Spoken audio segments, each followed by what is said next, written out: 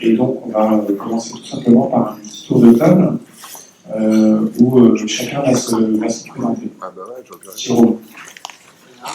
Je suis Jérôme Messier, je suis directeur technique de Nickel. Nickel, nous sommes intégrateur de plateforme commerce, nous développons des solutions pour nos clients et nous l'accompagnons dans la durée à maîtriser les enjeux techniques, fonctionnels et métiers. Merci, j'en profite pour vous présenter. François Zillerman, donc l'un des deux fondateurs de Target to Sell et son président. Et Target to Sell, c'est donc une solution qui recommande, quand on personnalise le site e-commerce spécifiquement pour chaque visiteur, en identifiant les bons produits à proposer à chaque visiteur à chaque instant. Bonjour, Maxime Baumin, moi je fais partie de l'équipe fondatrice et je suis directeur marketing d'Advise. Advise, c'est une plateforme de messaging qui permet de mettre en relation un visiteur en difficulté avec une personne qui va pouvoir lui répondre en temps réel. On est assez connu notamment pour notre solution de chat qui est utilisée par de nombreux acteurs B2B, par certains d'entre eux. Bonjour, je suis Martin Soler, je suis directeur du digital et du e-commerce pour le groupe Manutan. Manutan, on est un des leaders européens de la distribution de produits pour les professionnels, donc B2B, historiquement connu pour notre grand catalogue qui était totalement digitalisé depuis quelques années. Bonjour, Laurent Giquel, Société Raja, responsable e-commerce au sein du groupe. Raja est également connu historiquement par son catalogue. On est aujourd'hui le numéro 1 européen de l'emballage avec une présence dans 15 pays en Europe. Bonjour, Antoine Revillon, Digital Solution Manager pour le groupe IPH. Une société française s'appelle Orexal. Je suis en charge en fait de toute la partie digital et business pour le groupe qui est présent aujourd'hui dans 7 pays. Et donc nous faisons de la fourniture industrielle, donc ce qu'on appelle en termes anglais le MRO pour les professionnels. MRO, ça veut dire quoi? Maintenance, repair, operation. Bonjour, Pierre Coll d'Antidote. Antidote est une solution de merchandising, c'est-à-dire un moteur de recherche qui s'intègre dans votre site marchand et qui exploite au mieux votre merchandising pour optimiser votre taux de conversion. Bonjour, Patrick Mondron, je suis d'IBM, alors plus particulièrement en charge du consulting pour le secteur retail et pour l'Europe, pour les solutions commerce, donc e-commerce, le marketing, l'order management, le paiement, etc. Bref, tout ce qui est le cycle de l'achat, la commande, la livraison et bien évidemment la vente. Très bien, merci à tous. Alors, ce que je propose, c'est qu'on commence par définir quelques règles du jeu. Donc, c'est une table ronde. Donc, l'idée, c'est d'échanger des idées. Donc, moins on est d'accord, plus c'est drôle. Et donc, exprimer au maximum chacun vos convictions, vos idées. Autre chose qui me semble importante, c'est une petite salle. Et donc, n'hésitez pas à intervenir, à poser des questions si vous avez à un moment donné des choses qui vous semblent importantes, des questions, des choses à ajouter. Donc, je vous propose qu'on démarre. Premier sujet, le B2B. Quel est le contexte? Quelles sont les tendances? Est-ce que quelqu'un veut démarrer là-dessus? C'est-à-dire quelles sont les perspectives de business? Est-ce que c'est un marché qui est en forte régression? Le B2B online?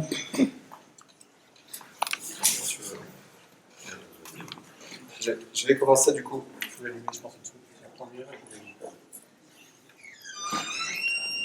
Je vais commencer du coup rapidement. Je vais faire un petit peu mes devoirs avant de venir ici pour vous donner deux chiffres principaux. C'est sur la liste marketing de décembre qui disait que dans le monde, on s'attendait à une croissance de 30% du B2B d'ici 2020. Donc, ça répond déjà à la première question qui est est-ce que c'est un marché qui a du potentiel et qui est intéressant? La réponse c'est oui. Le deuxième chiffre, et là on rentre davantage dans l'aspect e-commerce, c'est la croissance du e-commerce en France. On sait tous qu'on a des chiffres de croissance qui sont supérieurs à la croissance qu'on peut observer au global en France, qui est de l'ordre de 1% pour 2015, même si la fin d'année a été un petit peu en en dessous des attentes, mais ça reste un marché qui est globalement en croissance de 10% sur l'année 2015. Et pour reprendre un petit peu le filtre du B2B, en France, et nous on s'en rend compte aussi également chez Raja, parce qu'on est présent dans 15 pays en Europe, on couvre quasiment l'ensemble du marché européen. Le B2B en France, l'usage est un petit peu moins développé dans certains pays européens. Donc en France, on a encore plus de potentiel à aller chercher sur le e-commerce, ce qui répond aussi à la question globalement des perspectives sont plutôt positives. Il y a une mutation très forte du marché, des attentes des clients, qu'il faut mettre évidemment au cœur de la stratégie B2B, ce qui est déjà le cas évidemment pour beaucoup d'acteurs. Martin, tu veux rajouter quelque chose? Alors moi j'ai un chiffre encore plus... C'est le même gestion. Non, c'est pas du tout le même. C'est Forrester qui a dit l'année dernière que d'ici 2020 aux US, le e-commerce B2B serait 2 fois plus gros que le e-commerce B2C, ce qui est loin d'être le cas aujourd'hui. Donc, ce qui veut dire qu'en gros, l'ensemble des échanges entre les entreprises seront digitalisés. En tout cas, la transaction sera digitalisée massivement d'ici 2020, ce qui est loin, mais en même temps très, très proche. Et ce qui est la même chose que ce que tu disais, mais je pense que c'est aux US, je pense que ça va aller encore beaucoup plus vite. L'Europe va bien sûr suivre derrière, en commençant par le UK, puis après les marchés un peu du sud derrière.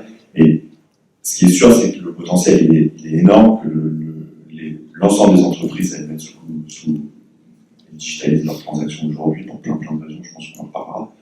Et du coup, ça a créé des appels d'air pour plein de nouveaux entrants, à commencer par nos amis Amazon qui ont lancé des grosses initiatives B2B aux US avec le lancement d'Amazon Business, mais aussi en Europe. J'ai reçu un email la semaine dernière des mecs d'Amazon qui voudraient qu'on fasse un partenariat. Donc, parce que on va avoir notre offre sur la place de marché. Voilà.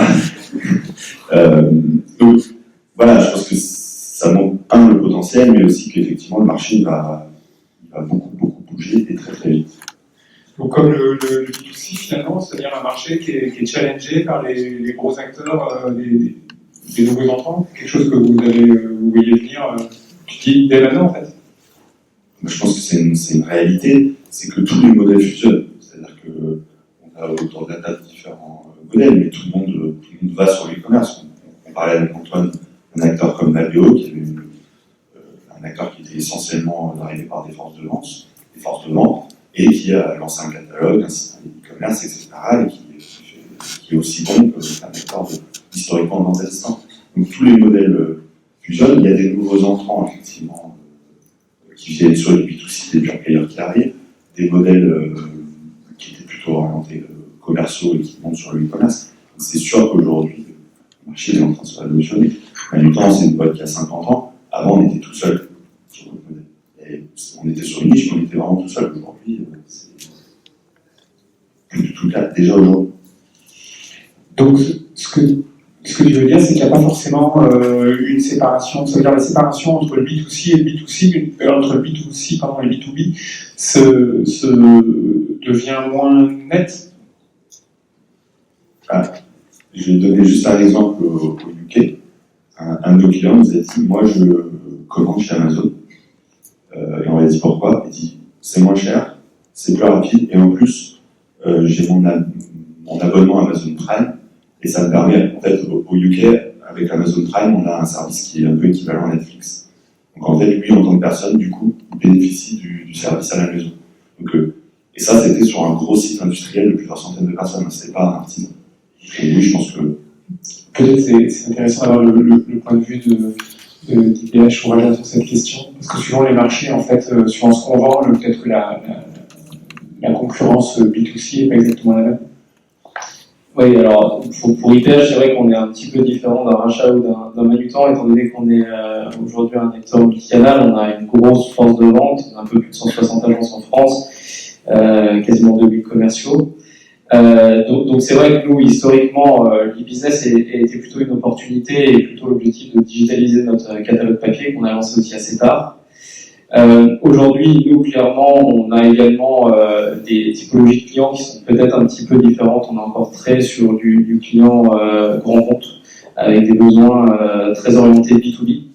On touche pas beaucoup aujourd'hui justement la cible des petits clients artisans ou des TPE qui peuvent être intéressés peut-être un peu plus aujourd'hui par des modèles comme Amazon ou comme la multiplicité d'acteurs qui existent aujourd'hui en ligne. Il y a énormément d'acteurs qui se sont lancés sur des sites e-commerce qui sont à la fois B2B, B2C, mais aujourd'hui la cible B2C n'est pas du tout encore dans notre approche. Pour donner un exemple aussi, et pour repartir un peu sur les tendances, nous il y a un acteur aujourd'hui qu'on suit beaucoup, qui est un acteur américain qui s'appelle Grainger.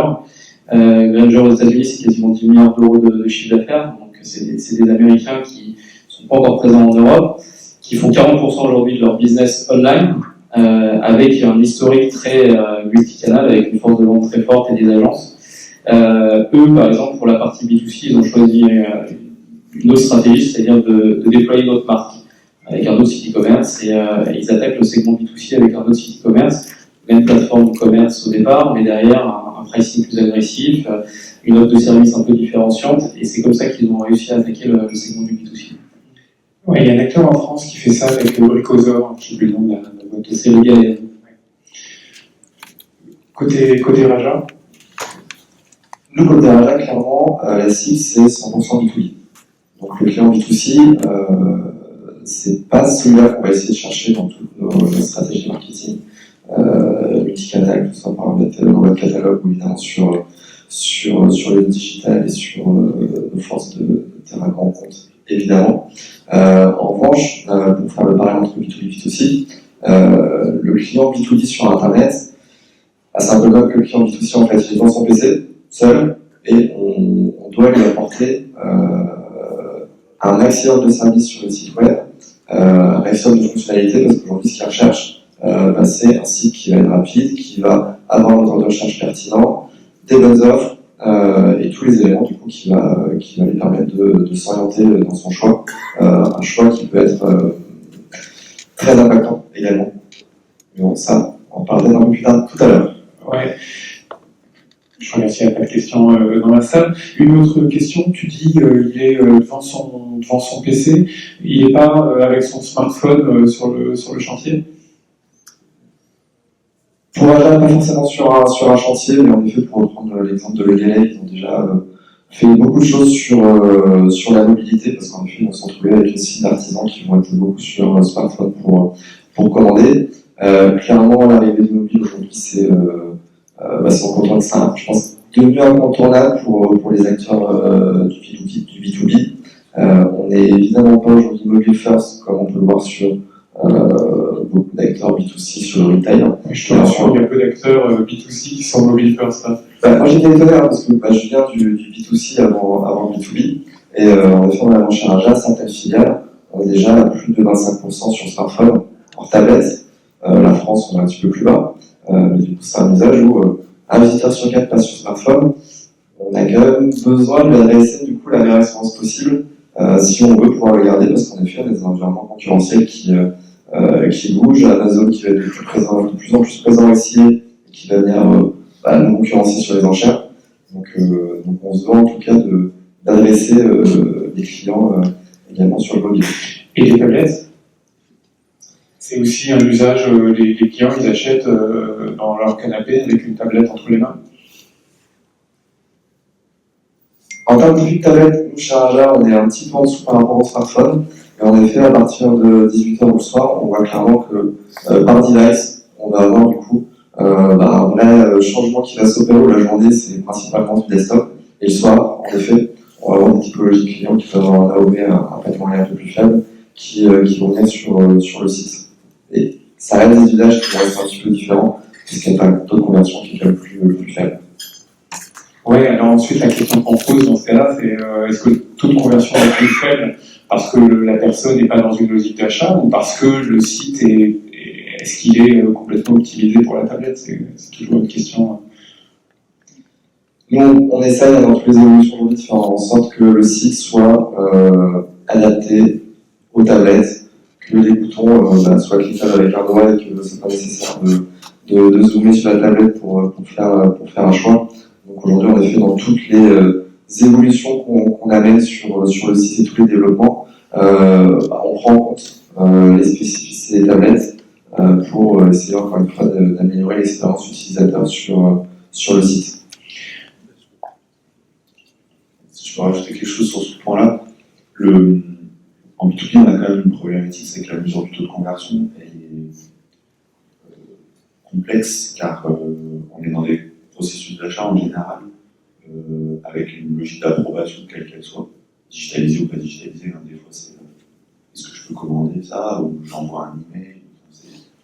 Je pense que si on regarde comment la manière dont on achète des produits dans notre entreprise, il y a toujours, d'une manière ou d'une autre, une logique d'approbation. Et ce qu'on a pu voir aussi, c'est quand même que les tablettes et les smartphones étaient quand même utilisés par des gens qui cherchent un produit, qui après vont l'envoyer à la personne qui va passer la commande. Et notamment le soir. Parce que j'ai pas le temps de faire ça la journée, de choisir le siège que je veux, ou les chaussures de sécurité, ou quoi que ce soit. Donc je le fais à la maison parce que c'est le seul moment où je prends le temps de le faire. Et du coup, j'utilise le device qui va. Je pense qu'il faut aussi beaucoup réfléchir dans le parcours d'achat, et pas que le parcours d'achat de la personne, le parcours d'achat B2B, pour prendre des bonnes décisions sur les investissements et sur les évolutions, etc.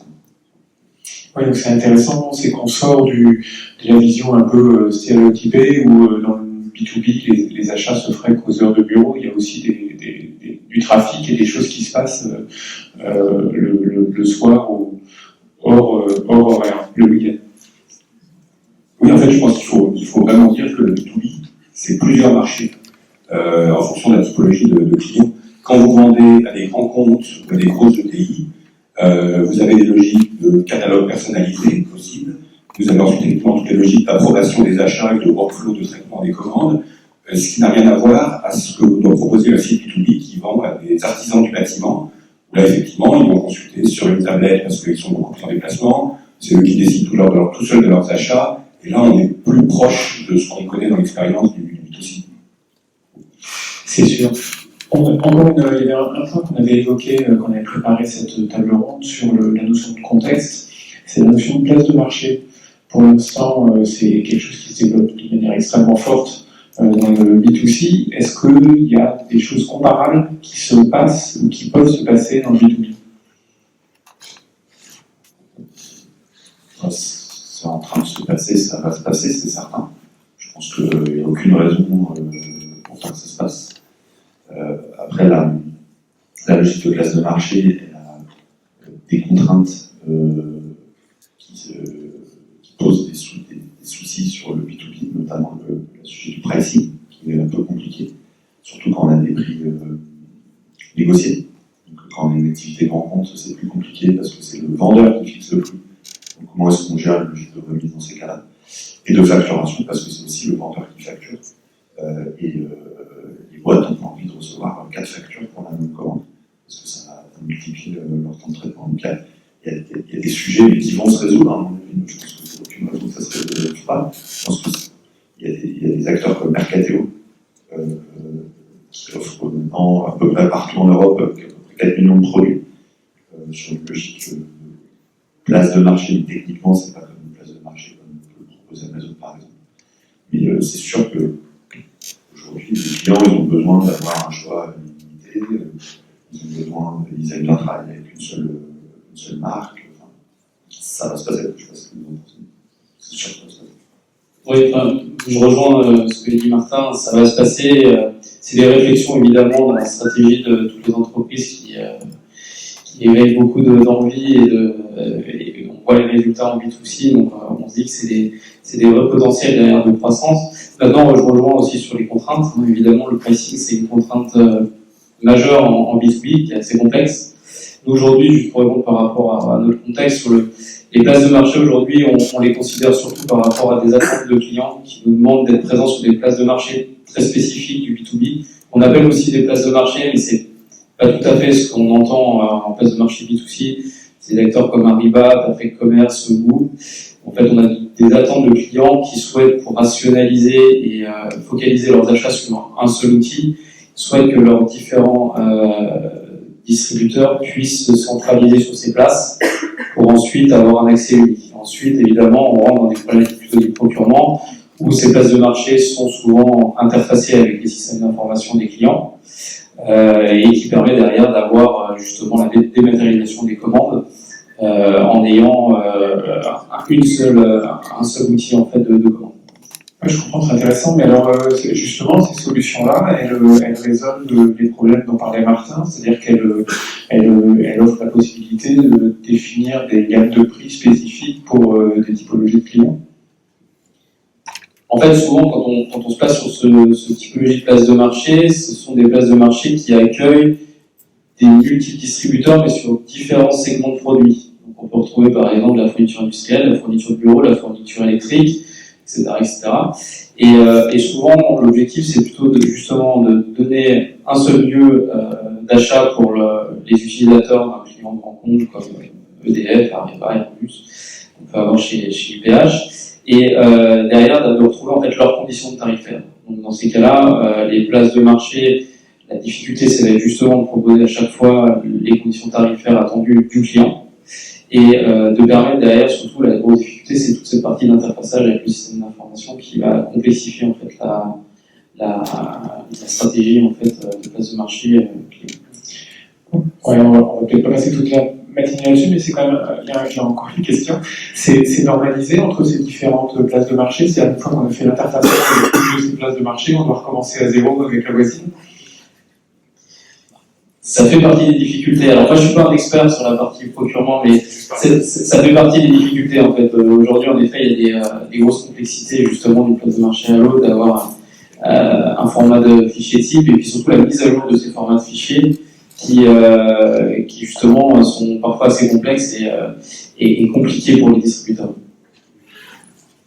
Si je peux juste rajouter un point, parce que je regarde notre intégrateur e-commerce qui rigole.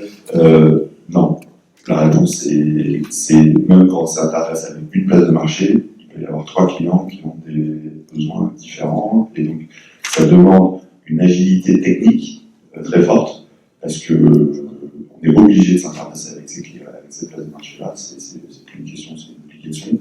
Et après, une fois qu'on a fait le boulot avec une place de marché, il faut le faire même pour chaque client. Donc c'est des problématiques importantes. Et pour parler d'Amazon tout à l'heure, pour information, Amazon aux US, c'est interfacé avec Areva, qui est la plus grosse place de marché. Donc on parle, il ne faut surtout pas associer Amazon et B2C, parce que là, ça veut vraiment qu'ils attaquent les grands comptes.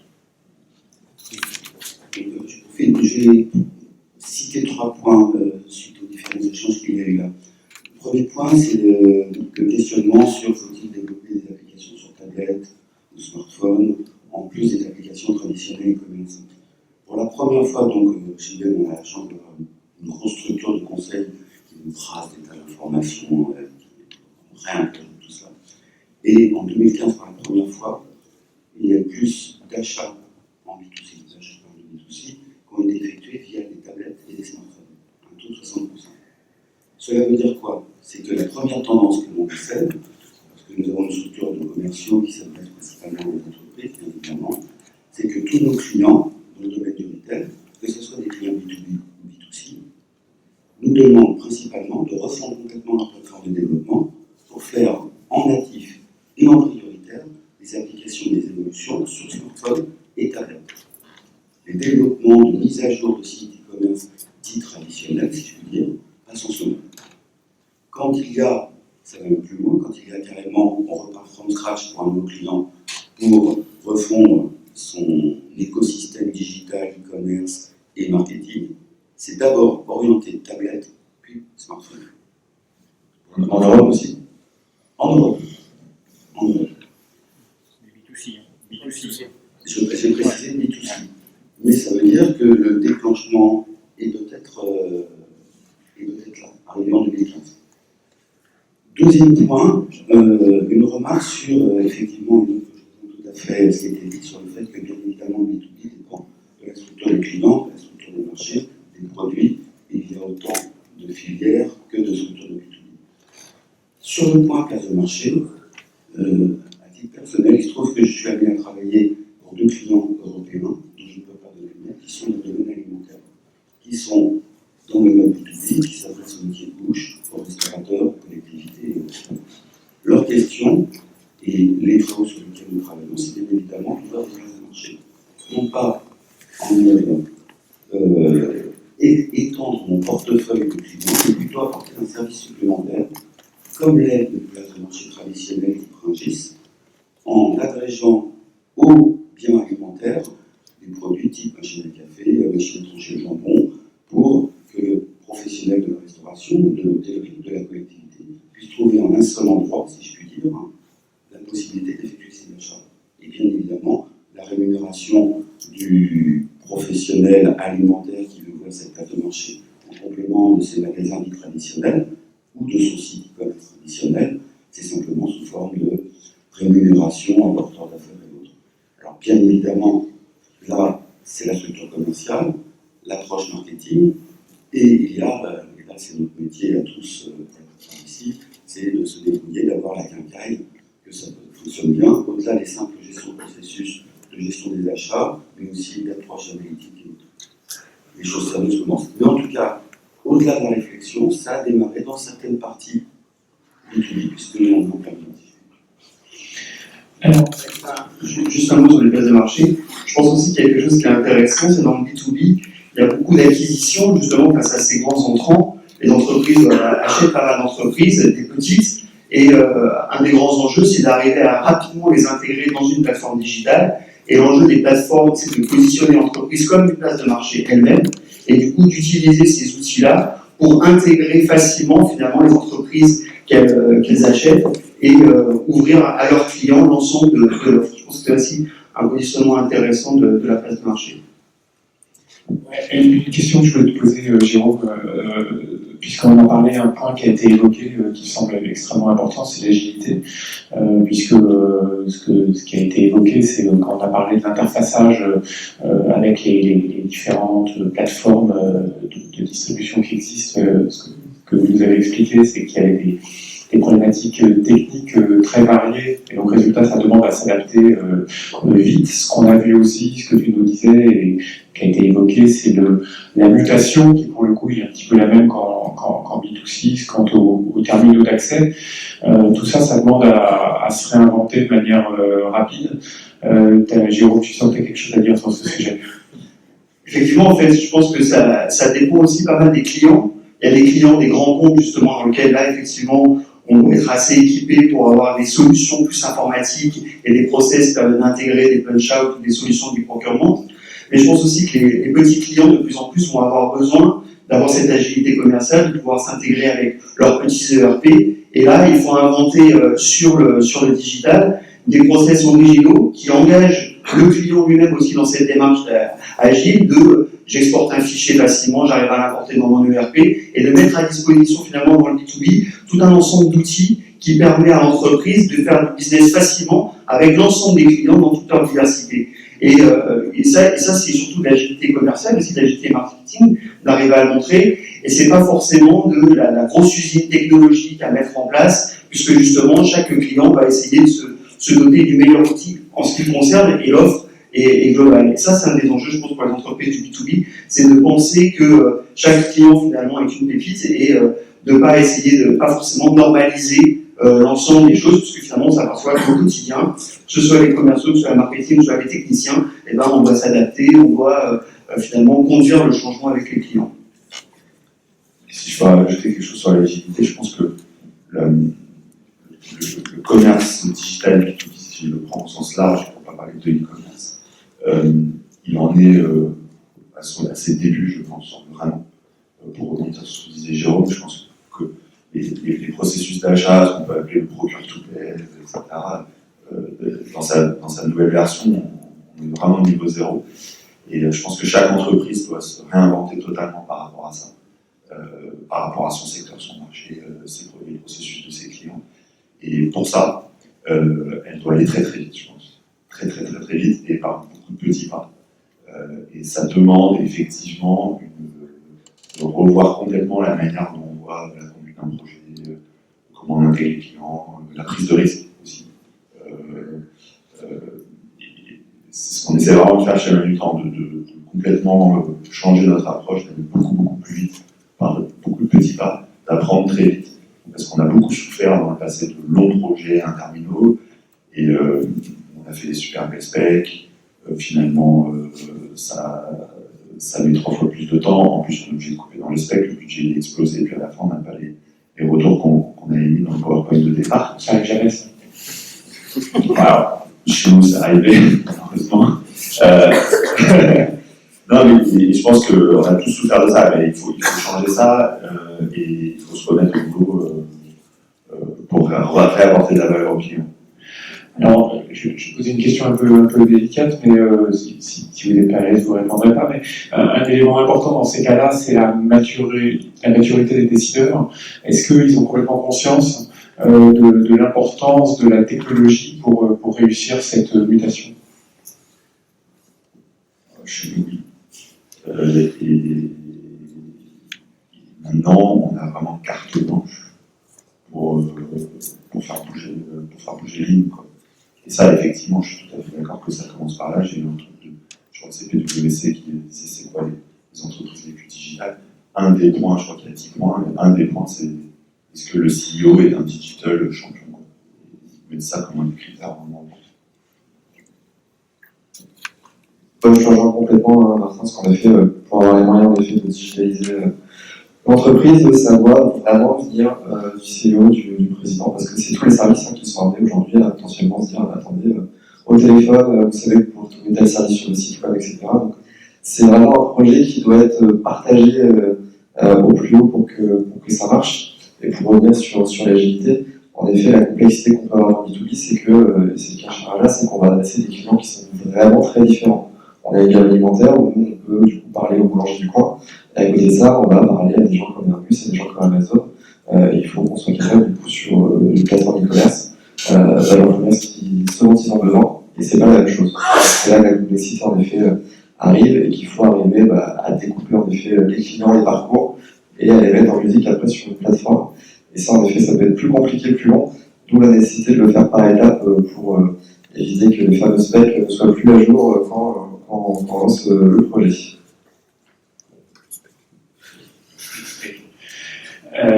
Très bien, c'est une bonne nouvelle de voir que les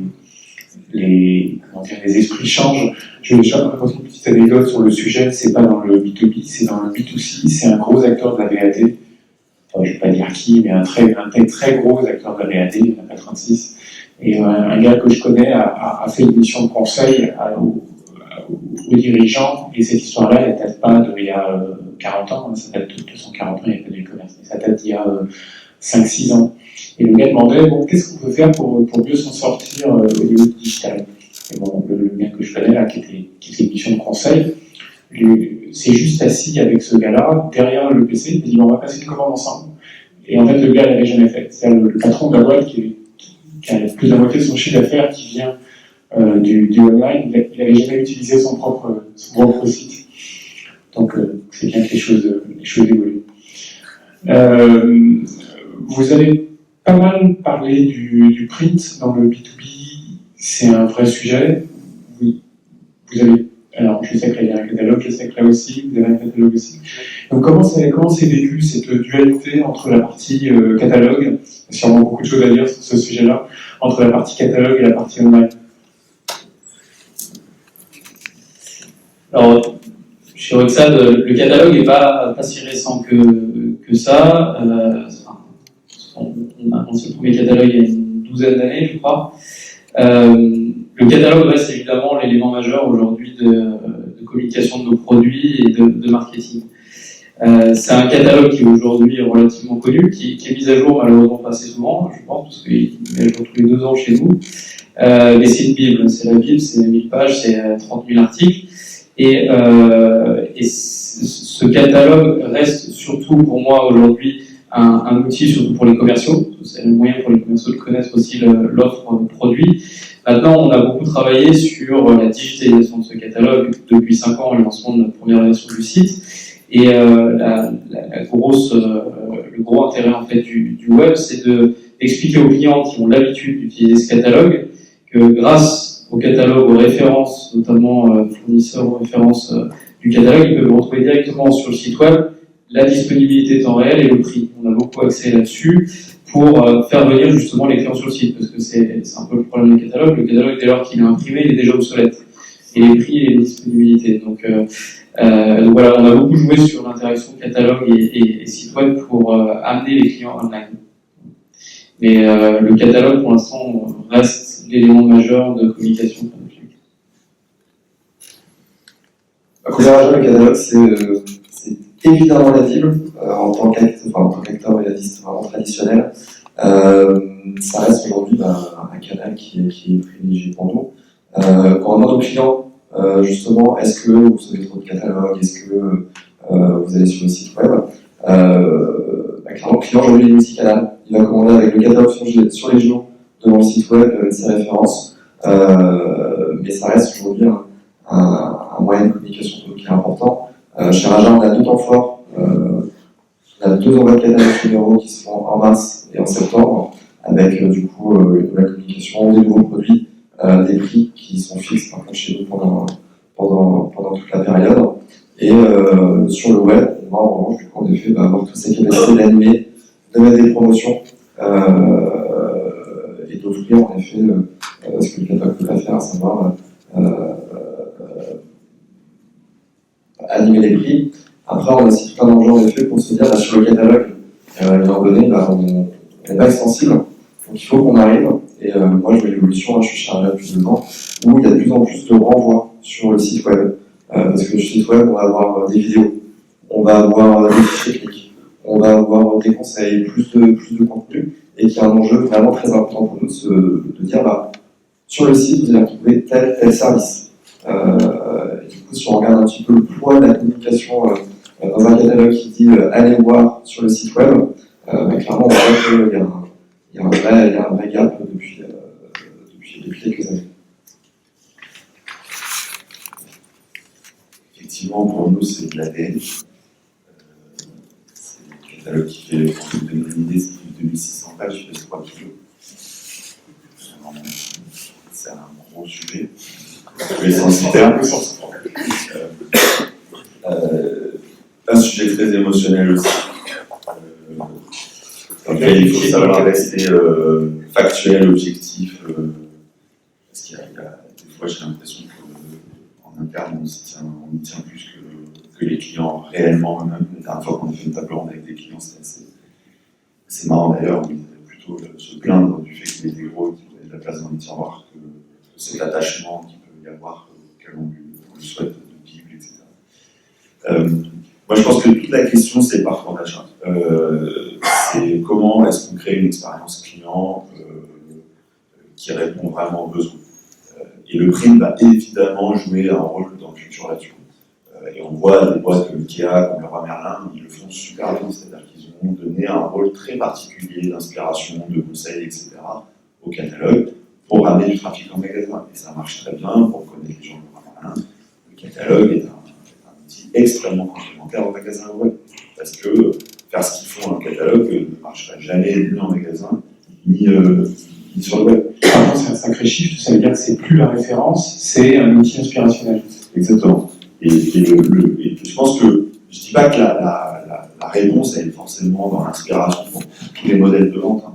Je pense que c'est qu'une question du parcours d'achat et aussi de créer l'expérience en digital qui est aussi bonne que sur le catalogue. On a encore fait des études où on a encore beaucoup de boulot sur le merchandising produit pour que les clients, ça soit aussi simple de commander que sur le catalogue que sur le web. Il y a beaucoup de mythes sur les gens qui ont des habitudes d'achat ou qui ne sont pas connectés à Internet, etc. Chaque fois qu'on fait des études, c'est des proportions qui sont toutes petites. La raison principale pour utiliser le catalogue pour choisir, c'est que c'est plus facile. Donc, je pense que c'est qu'une question autour de ça. Il faut résoudre cette équation du parcours d'achat et je suis assez persuadé que le prix va jouer un rôle. J'ai reçu un catalogue Amazon pour Noël pour les jouets. Donc, et là, Amazon va ouvrir 400 librairies, j'ai entendu. Donc, de toute façon, le modèle, il est forcément omnicanal demain. En tant qu'expert des moteurs de recherche, Antidote peut vous confirmer une chose, on n'a pas trouvé le moyen d'intégrer simplement une technologie de moteur de recherche dans la catalogue papier. Et aujourd'hui, c'est au-delà de la blague. Quand on parle d'expérience client et de parcours d'achat, on voit aujourd'hui que les consommateurs, B2C mais aussi B2B, ont été peu à peu éduqués par Google. Ils ont de plus en plus tendance à l'arrivée sur un site web, à aller directement sur le moteur de recherche pour exprimer ce qu'ils veulent trouver en termes de produits. Et là, nous on le voit chez nos clients B2B, par exemple chez des gens comme Top Office ou Welcome Office qui vendent des produits de bureau. Vous avez à peu près la moitié de l'utilisateur qui va chercher un photocopieur et l'autre moitié une photocopieuse. Vous avez des gens même qui veulent chercher une perforatrice, vont chercher une trouilloteuse. Et là, il faut que le moteur de recherche soit capable de trouver très vite. Parce que si vous répondez mal à l'utilisateur, vous dégradez l'expérience client et ça vous s'oublie. Faire deux, trois remarques sur la gestion de catalogue. Il y a deux, trois choses auxquelles j'adhère totalement. La première, c'est que le catalogue est un canal. Ce n'est pas simplement un outil de communication, c'est un canal de vente, plus en B2B encore que dans B2C. Et c'est en ce sens que je vois à travers les différents déplacements chez les clients, on est vers une transformation, on voit la même révolution qu'on a connue il y a une quinzaine d'années, de la transformation d'un magasin vers un site commercial online. Le catalogue, c'est exactement la même chose que la même transformation dans la presse, où on avait un support papier, d'économie ou de vente de petites annonces dans l'absolu, vers un modèle digital. Ce n'est pas simplement qu'une mise en PDF d'un catalogue.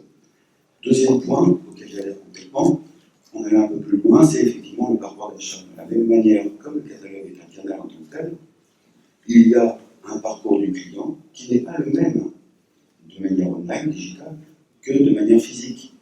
Et là aussi pose le problème de rédacteur en chef du catalogue, qui est complètement différent que directeur d'un magazine papier.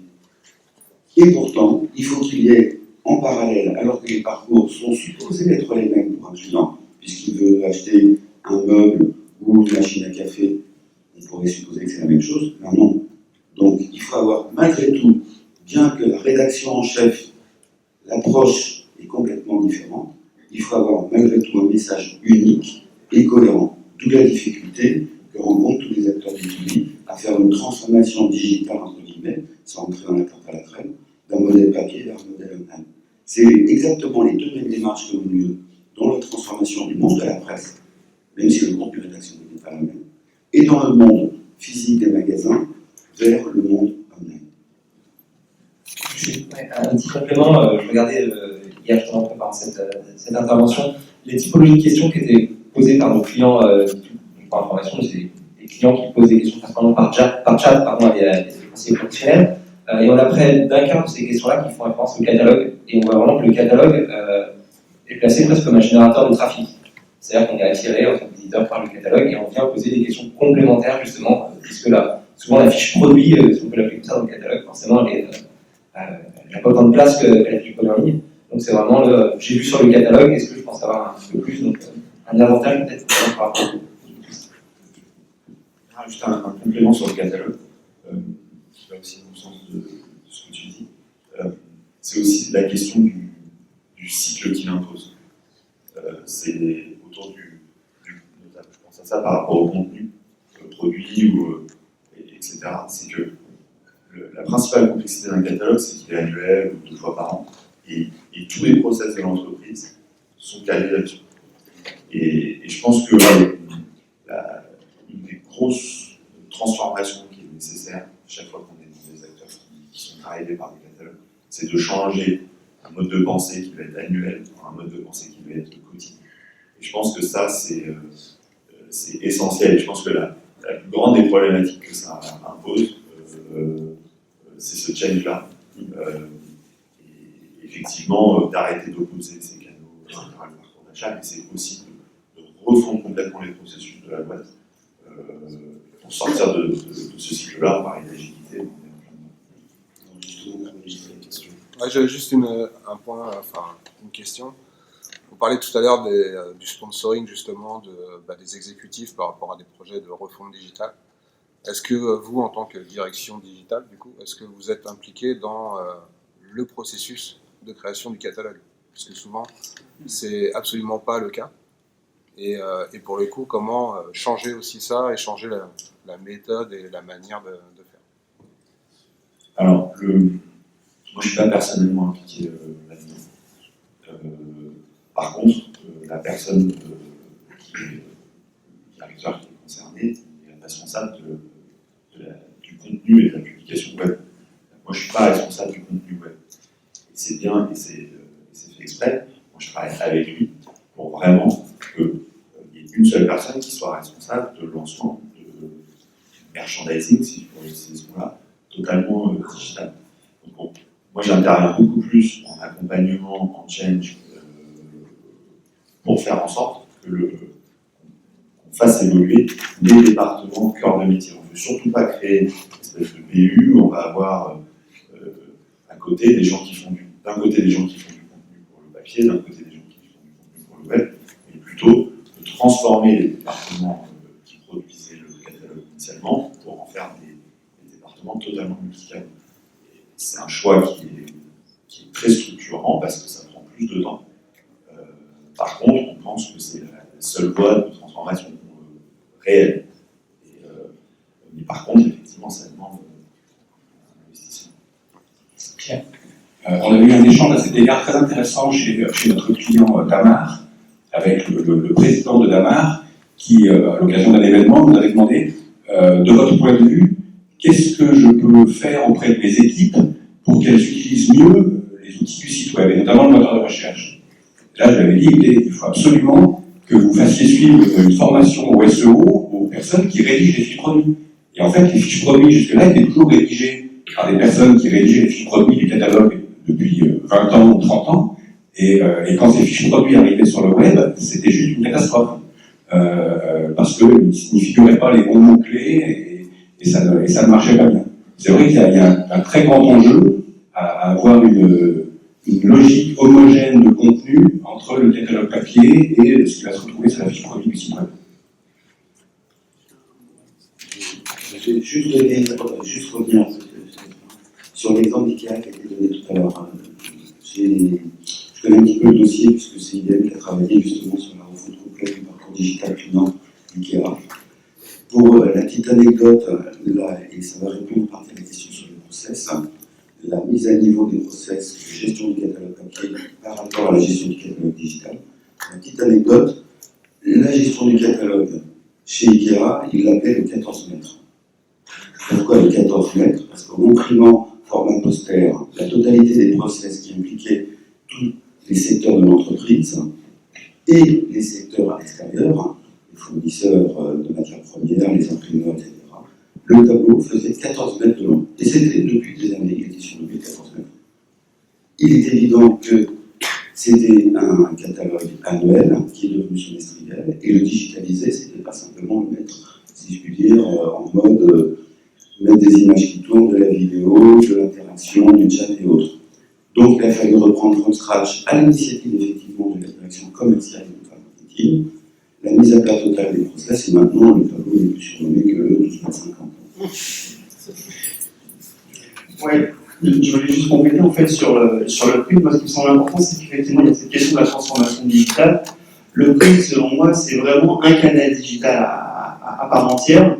Et un des enjeux pour aider les entreprises, pour arriver justement à aller plus vite, c'est de penser comme un canal, j'allais dire, quelque part éphémère, spécialisé dans le monde du B2B sur certains secteurs, spécialisé par client, et du coup de l'envisager vraiment comme un appui à la démarche commerce, que comme un segment vraiment comme un segment marketing à part. Et les problématiques souvent qu'on rencontre, c'est effectivement de reproduire ce big book, ce gros catalogue, ce catalogue général, qui est effectivement un symbole de l'entreprise. Et souvent, un des intérêts, c'est quand on drive cette transformation digitale par le print en disant maintenant, moi, ce que je veux, c'est pouvoir très rapidement, en fin de semaine, éditer un catalogue. Comme on édite une boutique sur le web, finalement, on veut éditer un 5 pages ou un 10 pages pour un client ou pour un segment dans lequel on introduit, et je rejoins cette aussi question du contenu digital, dans lequel on a à la fois du contenu éditorial et du contenu produit, qui fait que finalement, le print devient intéressant quand il a la même rapidité que ce qu'on attend sur le web. est-ce que vous mesurez, je ne sais pas si c'est possible en fait, si vous le faites, les commandes qui viennent du catalogue, y compris celles qui viennent du catalogue en utilisant le site, et celles qui utilisent, je prends l'exemple que tu disais, quelqu'un qui cherche trouilloteuse, et ben c'est qu'il n'y a pas de référence, il n'y a pas un catalogue à côté de lui, parce que sinon il aurait tapé la référence. On l'a évalué, plutôt que mesuré. Et ce qu'on sait, c'est qu'il y a 70% de nos clients qui utilisent à un moment donné le site web dans leur parcours d'achat. C'est pas forcément, ça peut être pour des choses aussi basiques que trouver le numéro de téléphone, comme vraiment faire toute sa recherche produit dessus, ou l'utiliser uniquement comme un moyen de commande. Et ce qu'on sait aussi, c'est que ça va beaucoup dépendre d'un achat à un autre. C'est-à-dire que le même client peut pouvoir utiliser à un moment le catalogue parce que c'est un produit un peu compliqué, du coup il a besoin du catalogue, c'est plus simple pour lui de commander. Ou un produit qu'il a l'habitude d'acheter, et du coup il connaît limite la référence par cœur, il n'est pas dans le moteur de recherche de commande. Et ce qu'on sait, c'est que c'est massif en termes d'utilisation, pas forcément en termes de transaction, c'est-à-dire toute problématique sur la transaction. Mais en tout cas en termes d'utilisation, on l'évalue à peu près à 70%.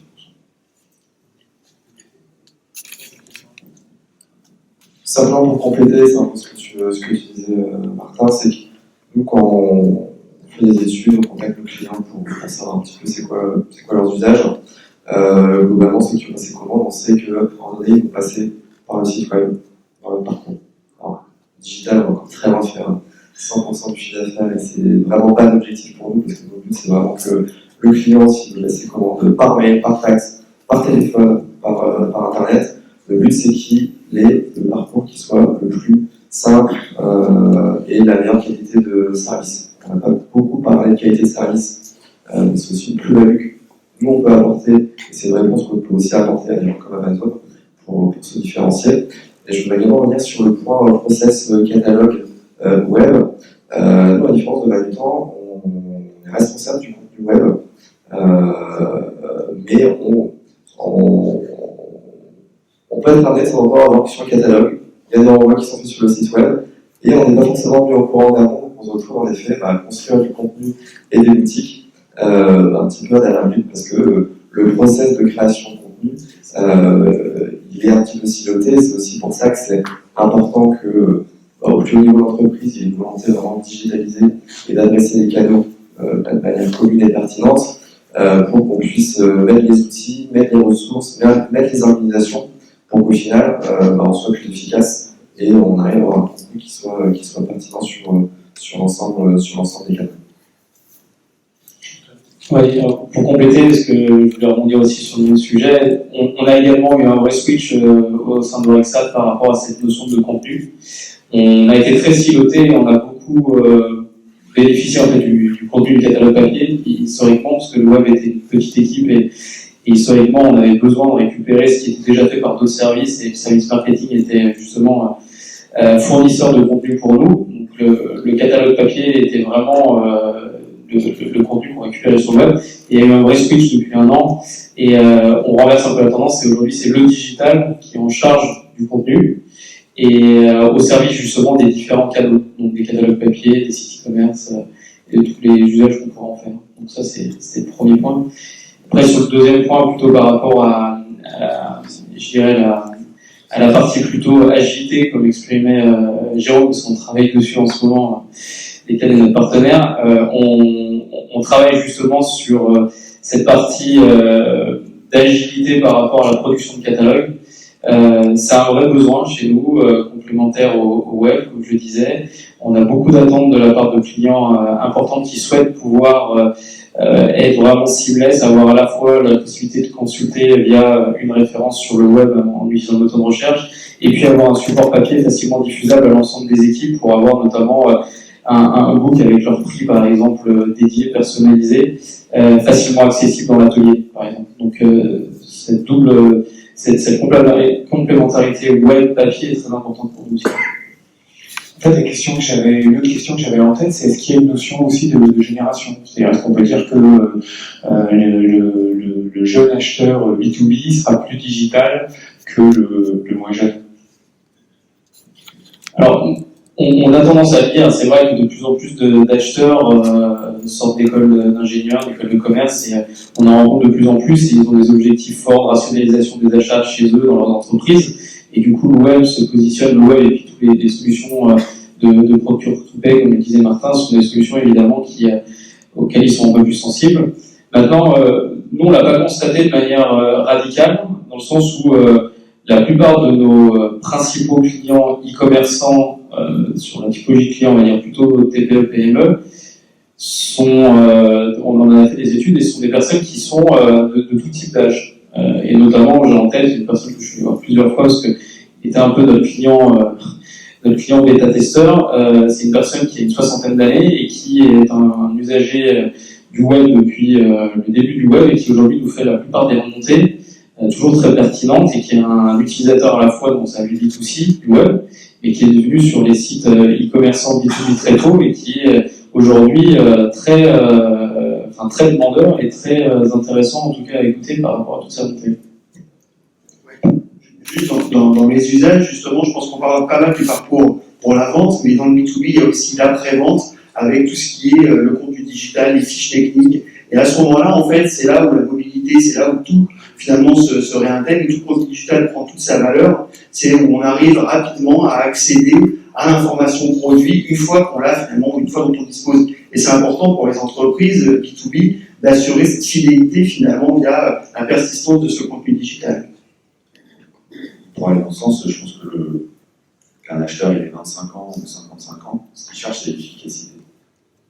Quand on fait des tables rondes, à chaque fois c'est ça qui remonte systématiquement. J'ai pas le temps, je dois gagner du temps, etc.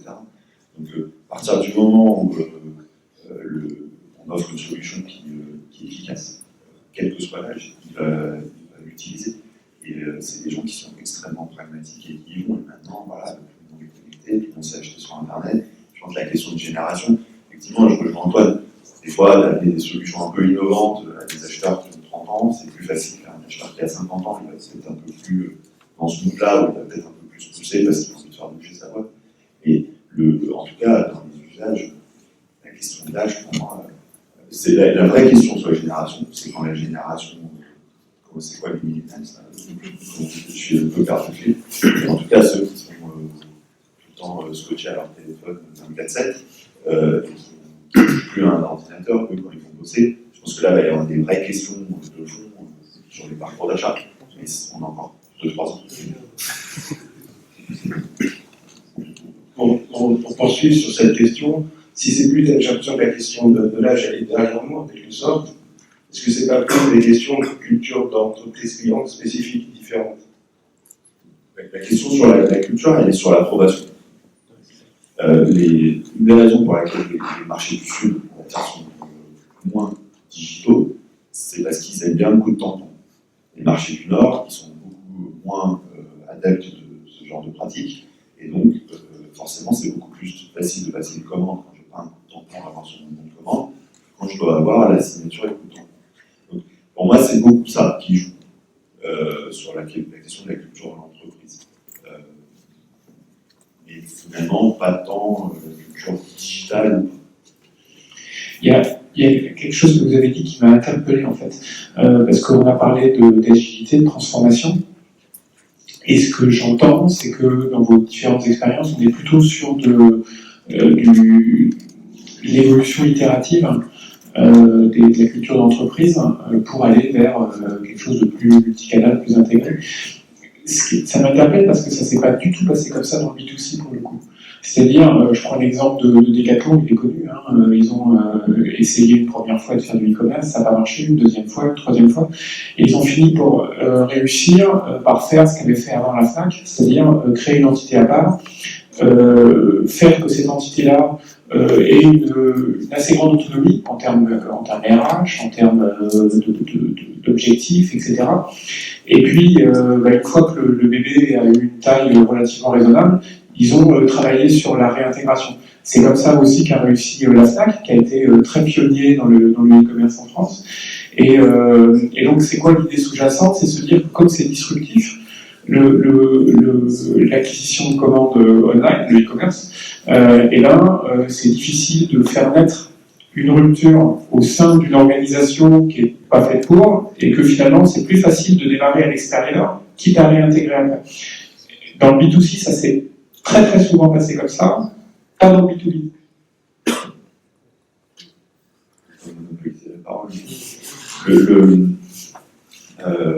Moi, ça n'y crois pas, pour être sincère. À créer des trucs à côté et à réintégrer derrière, je ne crois pas. Pour en même temps.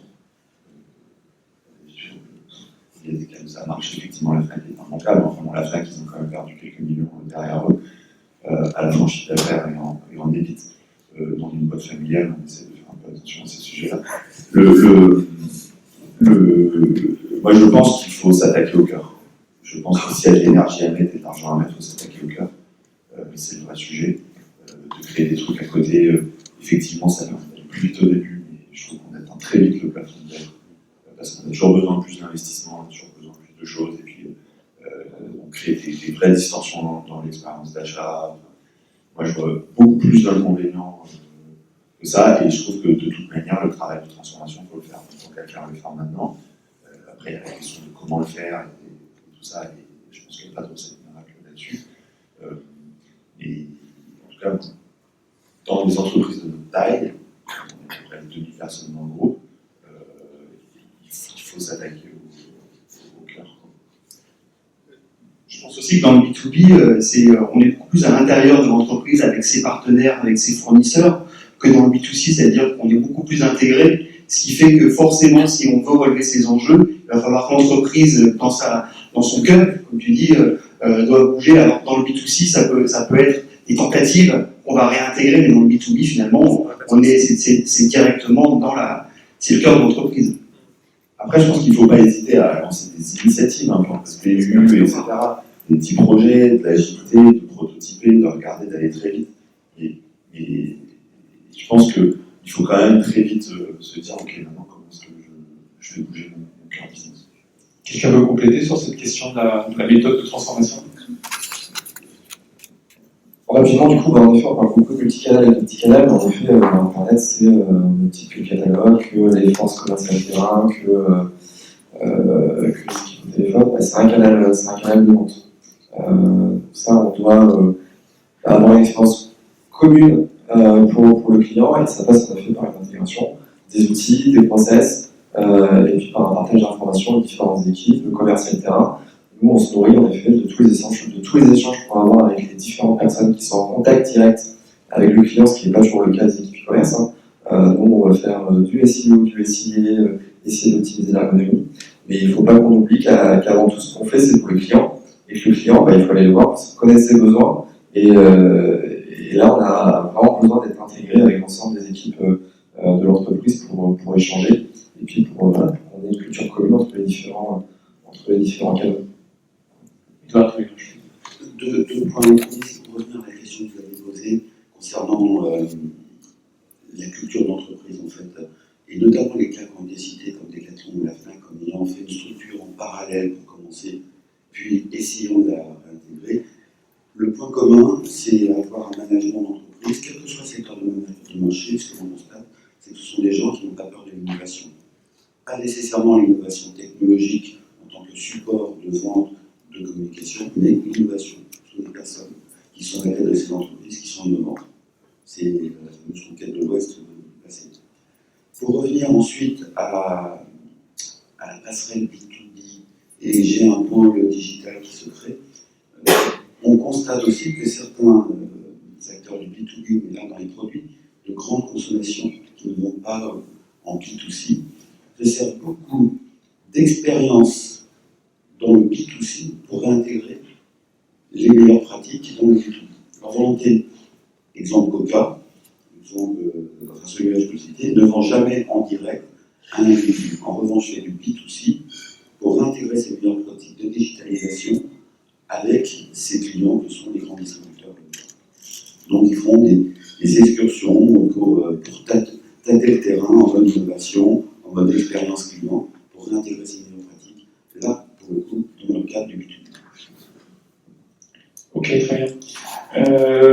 Donc la digitalisation, ça va vite, et donc on met en ligne un site ouvert avec l'affichage des prix, et ça se passe comme ça.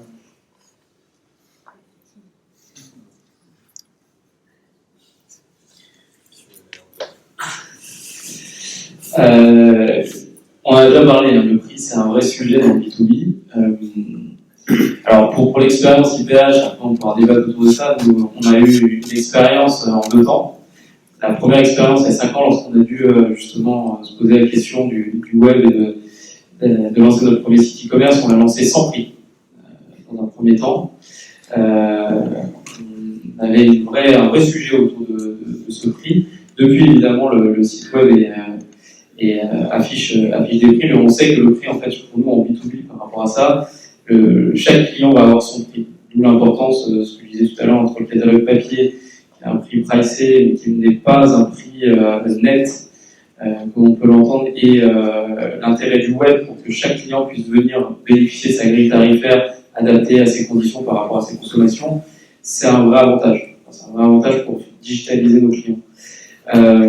Maintenant, le prix reste un sujet clé. Nous, aujourd'hui, pour être assez transparent, on n'a pas de vraie stratégie encore d'acquisition de nouveaux clients, notamment parce qu'on a cette logique de prix qui est assez difficile à avoir sur un même site, avoir à la fois des clients grands comptes et des clients TPE, PME, avec une tarification, c'est pas possible. Donc aujourd'hui, c'est un sujet qui est au cœur de nos réflexions et qui et là, c'est un vrai sujet politique. Donc, pour faire simple, on a un catalogue avec des prix qui sont fixes pendant 6 mois. Donc, sur le site web, on va retrouver l'ensemble de ces prix. On va être amené après à effectuer un certain nombre d'annulations, éventuellement à rentrer des produits qui vont être en déstockage, ou certains produits qui vont être sur le catalogue. Et après, la difficulté qu'on peut trouver, on en parlait tout à l'heure, c'est qu'en effet, pour Agen, on a le site qui est vraiment très très très large. Donc il faut à la fois qu'on adresse le petit commerçant, et puis après il faut aussi qu'on adresse les gens qui vont avoir des conditions spécifiques. Il faut être capable sur le site d'afficher leur prix spécifique. En plus de ça, il faut même aussi être capable de personnaliser l'expérience, parce que si on fait juste changer les prix, mais qu'on ne dit pas sur quelle référence, en soi l'expérience n'est pas forcément non plus très bonne. Donc il y a un enjeu en effet de faire en sorte que le client puisse le plus tôt se loguer sur le site pour profiter de ces prix, et il y a un enjeu aussi de les communiquer sur le site web, et puis aussi le communiquer via des supports print, via les commerciaux terrain, en newsletter, pour vraiment justement que les usages évoluent et que le client puisse se dire, en effet, sur le site web, je retrouve tout ce dont j'ai besoin, y compris les prix. Juste une petite anecdote là-dessus, on équipe la plupart de nos clients sur du B2C où l'assistance par chat elle est plus dans une logique de conseil aux produits, conseil en vente. Et on a un de nos clients B2B justement qui vend du matériel technique en ligne qui nous a fait une demande un peu spéciale, qui disait moi je veux que le bouton du chat soit le plus près possible du prix, que le but du chat est de pouvoir négocier avec les visiteurs, chose qui n'existe pas du tout dans le B2C. Donc on va voir qu'il y a un vrai sujet de prix là-dessus et qu'on trouve des outils qui permettent presque de supprimer le prix pour pouvoir être dans une logique de personnalisation, même du tarif en ligne. La problématique de prix non fixe des sites B2B a un impact aussi sur le moteur de recherche du site. Puisque quand l'utilisateur cherche des produits, il est habitué à trouver un filtre qui lui permet de sélectionner ses produits par tranche de prix. Et là, le moteur de recherche doit être capable d'intégrer les grilles tarifaires pour dynamiquement, en fonction de quel tarif s'applique au client qui est en train de faire la recherche, lui appliquer le bon filtre de prix qui ne sera pas le même d'un client à l'autre. C'est quelque chose qu'on a appris quand on a équipé le premier client B2B qui avait besoin de gérer ses grilles tarifaires. Et donc les sites, une autre question, il y a quelques années, la plupart des sites B2B, enfin beaucoup de sites B2B étaient fermés en fait, on pouvait y rentrer qu'après s'être identifié, c'est quelque chose qui évolue. C'est fini. Le sujet. Oui, on a eu cette démarche-là avant de lancer notre premier site e-commerce, on avait plutôt, on va dire, un extranet de vente pour certains clients, soumis justement à un login mot de passe. Pour moi, c'est quelque chose qui est complètement révolu, c'est du tout l'air du temps. Aujourd'hui, on se doit d'être ouvert, même si on n'a pas une réelle stratégie derrière l'acquisition, on doit pouvoir proposer, je dirais, hormis la logique de prix, le reste aujourd'hui, on se doit d'être présent au même titre que tous les acteurs, B2C, B2B, ceux qui font du B2C, du B2B sur leur site, se doivent d'être présents, ne serait-ce pour la visibilité de la marque. Pour moi, c'est un volume. Je pense que, je sais pas si vous avez vu, il y a eu pas mal de vidéos qui ont circulé à un moment donné où des boîtes, notamment Google, reproduisaient l'expérience web dans un magasin. Avec Google Analytics, c'est une vidéo où, peut-être, où on voit effectivement, on demande, le caissier demande de signer les CGV, son login, etc. Et je trouve que ça s'applique super bien sur cette question de site ouvert, site fermé. Je n'ai pas vu beaucoup de magasins où il faut rentrer un login et un mot de passe pour pouvoir rentrer dans un magasin. Et je pense que voilà, c'est je pense qu'il faut aussi beaucoup se mettre là-dedans et il faut casser parce que en général ça c'est drivé par des problématiques internes. Il faut casser ça au profit de l'expérience du client. C'est pas toujours évident parce que les gens sont en présence. Pas facile à bouger, mais je pense qu'il faut vraiment se mettre dans cette dynamique-là. Alors, ça fait penser à un truc marrant, c'est qu'il y a un site e-commerce qui fait, je crois, plusieurs milliards aujourd'hui d'euros de chiffre d'affaires dans le B2C, c'est vente privée. Et pour le coup, on ne peut rentrer qu'après s'être identifié. Est-ce qu'il y a un jour un site de vente privée dans le B2B qui peut émerger? On en voit, il y a pas mal de petits acteurs aujourd'hui qui ont lancé des sites de déstockage sur notamment tout ce qui est bricolage, en outillage, ça existe déjà. Après, j'ai pas l'impression qu'il y ait des acteurs majeurs, il n'y a pas un acteur il n'y a pas de vente privée du B2B aujourd'hui, c'est peut-être un segment à chercher. Mais il y a beaucoup de petits acteurs là-dessus. Aujourd'hui, je pense qu'il s'adresse à un public très ciblé de bricoleurs du dimanche. Pour moi, c'est du B2B qui s'adresse plutôt à du B2C. Mais peut-être un marché à aller chercher. Ok, bon, on va réfléchir à ça. Donc je vous propose qu'on aborde l'avant-dernier chapitre. Et la question, c'est la plateforme idéale. Parce qu'en fait, faire du e-commerce, c'est faire du commerce, mais c'est aussi, ça passe par la technique. Et la technique, elle est composée de plusieurs composants. Il y a pas mal de choses qui ont été drivées, je pense plutôt par le B2C et qui sont utilisées dans le B2B. Il y a des besoins spécifiques au B2B. Et la question, c'est qu'est-ce qui marche dans le B2B et qu'est-ce qui, au contraire, c'est pas la peine de s'énerver, ça sert à rien. Voilà. Donc je sais pas, il y a différents items sur cette question. On peut peut-être commencer par la question de la relation client. On fait des chats c'est une fonction qui est pas mal utilisée sur le site B2C. Donc dans le B2B, ça se passe comment? Ça marche très très bien. Historiquement, c'est plus le B2C qui est les premiers à aller sur ce type de canal-là, et on a vu que ça a un impact sur la transformation, sur la conversion. Donc forcément, le B2B s'y intéresse très sur cette logique-là. Et puis on voit surtout qu'on a affaire à nous, en fait, ce qu'on constate avec le client B2B, c'est qu'on a les deux extrêmes. On a d'un côté ceux qui ont les meilleurs taux de conversion parmi nos clients, puisqu'on est sur de l'achat qui peut aller très très vite, avec parfois le boss de la boîte qui en même temps est l'acheteur et le décisionnaire qui fait un achat très très rapide en ligne en étant assisté par chat. Et puis à contrario, on a le plus mauvais taux de conversion, parce que c'est des gens qui veulent simplement faire de la recherche d'informations, puis comme on l'évoquait tout à l'heure, il y a des process de décision qui sont plus complexes avec différentes personnes qui interviennent dans l'achat, donc parfois un usage qui est uniquement de l'ordre du renseignement. Par contre, ce qu'on constate surtout, c'est que c'est un canal qui est parfait pour le B2B, puisque c'est un canal qui permet souvent les acheteurs en B2B peuvent travailler en open space, du gens autour d'eux, et peuvent être assistés sans décrocher le téléphone, sans embêter forcément les personnes qui sont autour. Et on est sur la demande d'information qui est très très simple. On est sur un complément par rapport à un fiche produit qui n'est pas suffisamment étoffé, ou discuter du prix comme on l'a évoqué tout à l'heure. Donc on voit vraiment l'usage B2B exploser depuis 2 ans à peu près. Aujourd'hui, ça représente une part assez importante quand même de nos clients. C'est quelque chose que vous avez mis en œuvre sur vos différents sites?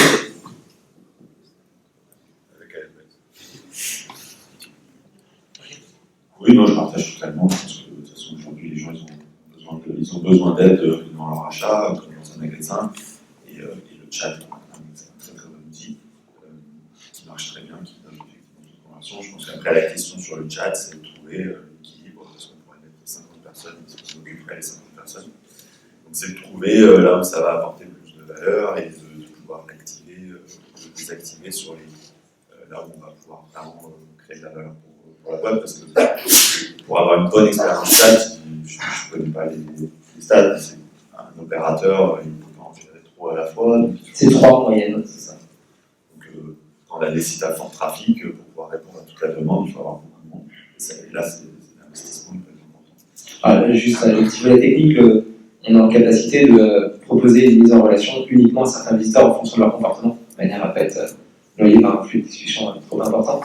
Juste un petit focus sur les innovations qui est justement en matière de relations clients, on voit exploser dans le B2C, on se pose la question, qu'est-ce que ça veut dire dans le B2B? C'est le chat communautaire, c'est le fait de pouvoir être assisté par d'autres visiteurs qui sont fans de la marque, passionnés de la marque, et donc qui bénévolement, entre guillemets, assistent d'autres visiteurs. Donc on sait forcément que dans le B2C, il y a des gens qui ont des passions, donc ça marche très bien dans le secteur, on équipe des gens dans le secteur du vin, dans le secteur du sport, et des gens qui ont une vraie passion. Je ne sais pas si dans le B2B, parmi vos clients, vous avez détecté presque des ambassadeurs, des gens qui sont prêts justement à partager leur expertise et leur expérience. Donc je sais qu'on a certains de nos clients B2B qui me disent qu'est-ce que ça donne chez vous et qui ont très très envie de tester ce canal-là. Nous, pour compléter ça, en effet, chez Raja, déjà le bench qu'on fait, on regarde évidemment ce que font nos concurrents, on regarde ce qui se passe dans le B2B sur Internet. Après, on regarde énormément ce qui se passe en B2C, les nouveaux features, qu'est-ce que font les grands sites. Parce que globalement, ça rejoint ce que je disais tout à l'heure, c'est notre client, il va être devant son PC au bureau pour chercher quelque chose pour sa vie perso, et puis après, il va basculer côté pro. Tout ce qui est nouveau et innovant en B2C, nous on regarde, on se pose la question de se dire ok, comment on peut le tester pour nous, parce qu'au final dire que non mais c'est du B2B, ça marchera pas. Moi je suis arrivé chez Raja, le premier projet c'était de lancer des avis clients, des avis produits. Du coup se pose la question de se dire en fait B2B, est-ce que ça va vraiment servir? Parce que ça, c'est très B2C, c'est très voyage, c'est très. Ça marchera pas en B2B. On a décidé, on a regardé les taux de retour qui étaient bons. Et au final, maintenant, on en fait un vrai moyen pour communiquer sur la qualité de service et partager ça à nos clients et à nos prospects. Le chat, pareil. On se dit, non, mais ça, c'est quand même très B2C. Est-ce qu'il faut y aller? Et donc là, on l'a déployé dans nos filiales d'Europe avec également de très bons résultats et vraiment le poussant comme un service, comme un nouveau canal de contact avec en effet des enjeux organisationnels parce que ça prend du temps, il faut être capable de gérer et puis choisir de bonnes stratégies pour pas simplement l'activer à tous les clients. Donc le chat communautaire, peut-être encore un petit peu tôt. Après, on regarde des solutions qui permettent aux gens, ce que fait sur Amazon, où les questions sont posées, les gens répondent. C'est du contenu SEO, c'est des recommandations des pairs, et censé qu'en B2B, c'est très important que la recommandation de quelqu'un sur telle entreprise, ça vaut plus qu'une démonstration. Donc c'est aussi un moyen pour nous de gagner sur tous les points. Donc moi globalement quand on me dit c'est pas fait pour le B2B, j'ai tendance à me méfier et me dire bon, ça peut se tester. Après c'est souvent en effet convaincre en interne de l'intérêt, de voir que typiquement le chat c'est pas un projet web, de l'intégrer sur un site, sur une plateforme e-commerce, ça se fait en 5 minutes. Par contre former les équipes, c'est quoi le ton, qui répond, les connecter au système de téléphonie, c'est un vrai mini-projet transverse, d'où l'importance aussi que, pour faire le lien tout à l'heure, c'est que la cellule web, elles sont intégrées dans l'entreprise, parce que si elle est à part dans son coin, ça devient plus compliqué de mener ce type de projet-là. On est un peu plus en retard, en tout cas on n'est pas encore sur ce type de solution de relation client, où la relation client elle est encore beaucoup managée par la proximité et l'agence locale. C'est un modèle différent. Mais on regarde quand même de près ce genre de solution. L'intérêt étant d'humaniser un petit peu la relation client et puis de rapprocher justement le client de commercial de proximité. Hein. C'est un peu comme ça qu'on souhaite le mener. La question, ce que je rejoins, c'est que techniquement, évidemment, c'est des solutions qui sont très sexy et sur lesquelles on a envie d'aller. La grande question, c'est l'organisation interne. C'est ça aujourd'hui le principal frein. Ok, très bien. Donc le chat, plutôt quelque chose qui peut être utilisé sur les sites B2B, si je généralise un petit peu. Après, ça vaut le coup d'y réfléchir et de tester, avec effectivement, j'entends bien, un vrai enjeu d'organisation. Et là, il y a deux sujets clés qui sont ressortis, avec ma petite tête qui simplifie. C'est un sujet plutôt finalement connaissance du produit, et puis un sujet plutôt commercial, donc avec des interlocuteurs pour le coup qui peuvent être très différents. Donc effectivement, il faut mettre un petit peu de process en place pour être capable d'aller chercher le bon interlocuteur au bon moment. Autre sujet, le search. Donc Google nous a appris à ne plus trier, mais à chercher. Dans le B2B, il n'y a pas besoin de mettre un moteur de recherche. Non.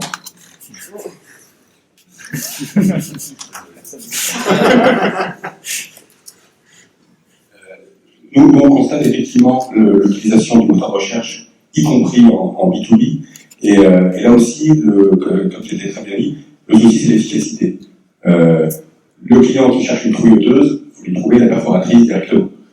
Je vais pas chercher d'ailleurs chez Raja des trouilleuses, mais je pense que ça va marcher. Le client qui, parce qu'il a le catalogue, et c'est important, il a l'habitude de commander des produits et qui connaît des références, il peut, quand il saisit sur le faire une faute de frappe. Et en voulant taper la référence KX12B, il va taper KXB12. Et là aussi, il faut être capable de trouver directement le produit, ce qui nécessite un peu de technicité. Et enfin, en B2B comme en B2C, le search doit être le relais du merchandising. C'est-à-dire que quand on lance une recherche, certes, on va ramener les produits qui sont pertinents de cette recherche, mais évidemment, le prix des produits et la façon dont on va être présenté à l'utilisateur doit tenir compte du fait que on veut mettre en premier les meilleures ventes, on veut mettre ensuite les produits à déstocker, et les produits qui sont pas en stock, il ne faut surtout pas qu'ils soient en tête des résultats, mais plutôt en fin de résultats. Donc le search, c'est pas uniquement une brique technique, c'est vraiment un outil métier, et c'est d'autant plus important qu'il est de plus en plus utilisé par les éditeurs de sites. Et de ta perception d'éditeur, le marché du B2B est bien équipé, c'est-à-dire la plupart des sites sont équipés de moteurs de recherche, ou là c'est un sujet sur lequel il y a beaucoup à faire? Non, c'est un sujet sur lequel il y a encore énormément à faire, comme ça a été le cas dans le B2C, où on est arrivé, on fait des moteurs de recherche depuis 15 ans, on est arrivé dans le secteur du e-commerce en 2006-2007, quand le marché a commencé à vraiment décoller, en disant il y a peut-être sur ce créneau-là le moyen de proposer une offre verticale qui valorise notre technologie en apportant un vrai service et un vrai ROI. Et le ROI, de fait, il se mesure parce que quand nos clients utilisent par exemple une plateforme Magento open source avec un moteur de recherche basique qui est dedans, installer un vrai moteur de recherche comme le nôtre, ça augmente leur taux de conversion de 20, 25, voire 30%. Donc l'impact business, il est direct. On aura les mêmes impacts sur le B2B quand la prise de conscience sur l'importance du search, y compris en B2B, sera loin. Pour compléter sur l'aspect, il y a l'aspect technique et après il y a vraiment l'aspect contenu. Je crois bien utiliser l'exemple de Damar, enfin les chefs de produits, SEO et tout ça. C'est aussi quelque chose d'extrêmement important pour avoir un moteur de recherche qui marche, c'est d'avoir des gens qui écrivent le contenu, qui utilisent les mêmes mots que les clients, et pas les mots du fournisseur. Mon exemple préféré, c'est que nous, les paper boards, on appelle ça des chevaliers de conférence. Le défi de... Alors, c'est le terme technique, hein, pour info. Mais personne n'appelle ça un chevalier de conférence. Et des exemples comme ça, il y en a des dizaines sur la fourniture industrielle, c'est extrêmement concerné. Et je pense que les moteurs de recherche, on peut mettre des synonymes, etc. Hein, c'est pas le problème, il y a toute la technicité qui va bien. Mais c'est toute la réflexion de se dire, bah, je vais extraire l'ensemble des requêtes, de mon référencement, déjà des gens ce qu'ils recherchent sur mon moteur, et je vais mettre les synonymes qui vont bien, mais je vais aussi transformer mon contenu, adapter mon champ lexical en fonction de ce que recherche les gens. Et je pense que c'est faire du SEO sur son propre site, c'est la même logique. Et je pense que ça, c'est souvent des briques manquantes On attaque beaucoup de sujets par la technique, qui est aussi extrêmement important, mais on oublie aussi un peu cette partie. J'abonde tout à fait dans ce sens-là. Dans un tas de métiers, il y a des jargons, les plombiers ont un jargon, les maçons ont un jargon, etc. Et il faut être capable de répondre à leur recherche effectivement, en comprenant le langage qu'ils parlent, exactement comme un vendeur qui connaît son métier, capable de comprendre que quelqu'un qui lui demande un chevalet pour conférence, ce qu'il veut, c'est un peu pas mal. C'est exactement ça.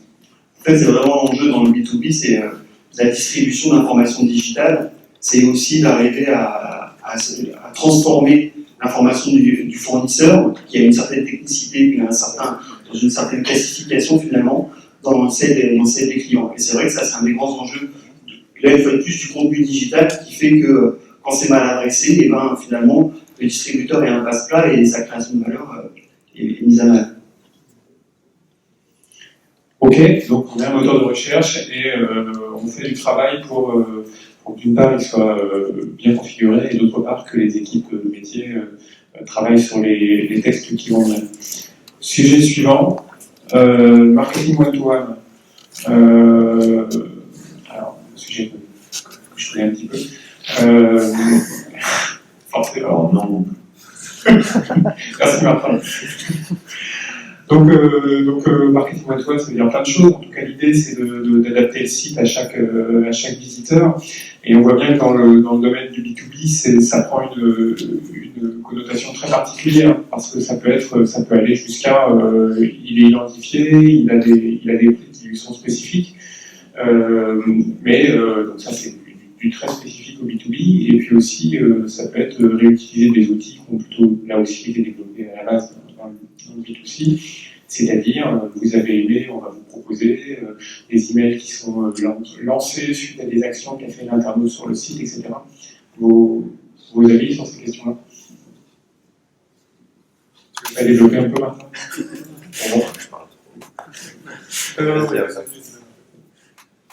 Non, moi ça va être assez rapide. On est utilisateur de la solution Target to Sale depuis très peu de temps. C'est une solution qui était fortement attendue, notamment par nos clients pour tout ce qui est proposition de produits complémentaires et produits équivalents également. La difficulté qu'on a, c'est toujours cette difficulté par rapport à la personnalisation des catalogues. Étant donné qu'aujourd'hui, d'un client à l'autre, on peut avoir potentiellement des catalogues, des assortiments, des périmètres produits différents par rapport à des contrats qu'on va avoir avec un client. Avec un client, on peut très bien avoir un contrat sur l'ensemble de nos produits, puis avec l'autre, on va avoir une seule famille de produits concernés, typiquement une famille comme l'équipement de protection individuelle, qui peut être un marché bien spécifique attendu par un de nos clients. Donc derrière, il faut que ces technologies nous permettent d'avoir cette capacité vraiment d'adaptation et de recommandations personnalisées, affinées par rapport à un filtre qui est le périmètre du client. Donc ça, c'est le premier enjeu. Et puis le deuxième enjeu, c'est toute cette capacité à driver justement suffisamment de flux aussi sur nos sites web pour que la recommandation soit la plus pertinente possible. Et voilà, on est tout dans cette logique-là aujourd'hui. On est aujourd'hui un petit peu à l'aune de tous ces projets chez nous. C'est un démarrage, et c'est un projet ultra ambitieux et surtout très très attendu par nos clients. Je pense que, alors bien évidemment, comme dans tout marché, on a envie de développer la valeur moyenne, le taux de conversion, etc. Et la recommandation personnalisée, elle joue bien sûr un rôle essentiel dans ce parcours-là, parce que de pouvoir proposer des produits de manière intelligente, ça ne peut que améliorer les choses. Ce qu'on voit, effectivement, aussi tout ça, ce qu'on voit, c'est que c'est quand même compliqué de faire vraiment bouger les indicateurs. On fait des tests en cours pour vraiment voir comment faire changer le comportement du client. On voit qu'il est très utilisateur de la recommandation. Après, dans quelle mesure ça va vraiment jusqu'à améliorer la conversion, améliorer le panier moyen, on n'a pas encore trouvé la formule magique autour de ça, parce que je pense qu'on est dans des parcours d'achat qui sont drivés par des décisions, par des besoins assez forts.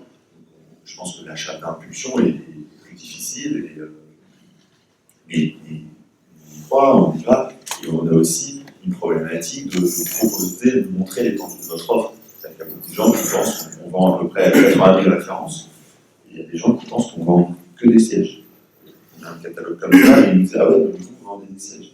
Parce qu'ils ont acheté des sièges chez nous et donc ils nous identifient comme ça, comme avant on pensait qu'Amazon ne vendait que des CD au début.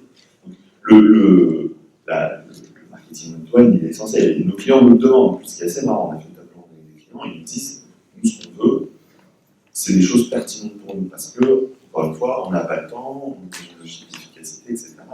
Si vous nous communiquez des choses, il faut que ça soit pertinent pour moi. Je ne proposais pas un transpalette alors que je travaille dans un bureau. Et c'est même devenu un point de satisfaction qui commence à émerger parce que, encore une fois, les mêmes personnes, les Amazon sur Amazon et sur la vente d'Amazon, ils ont des produits pertinents par rapport à leur besoin.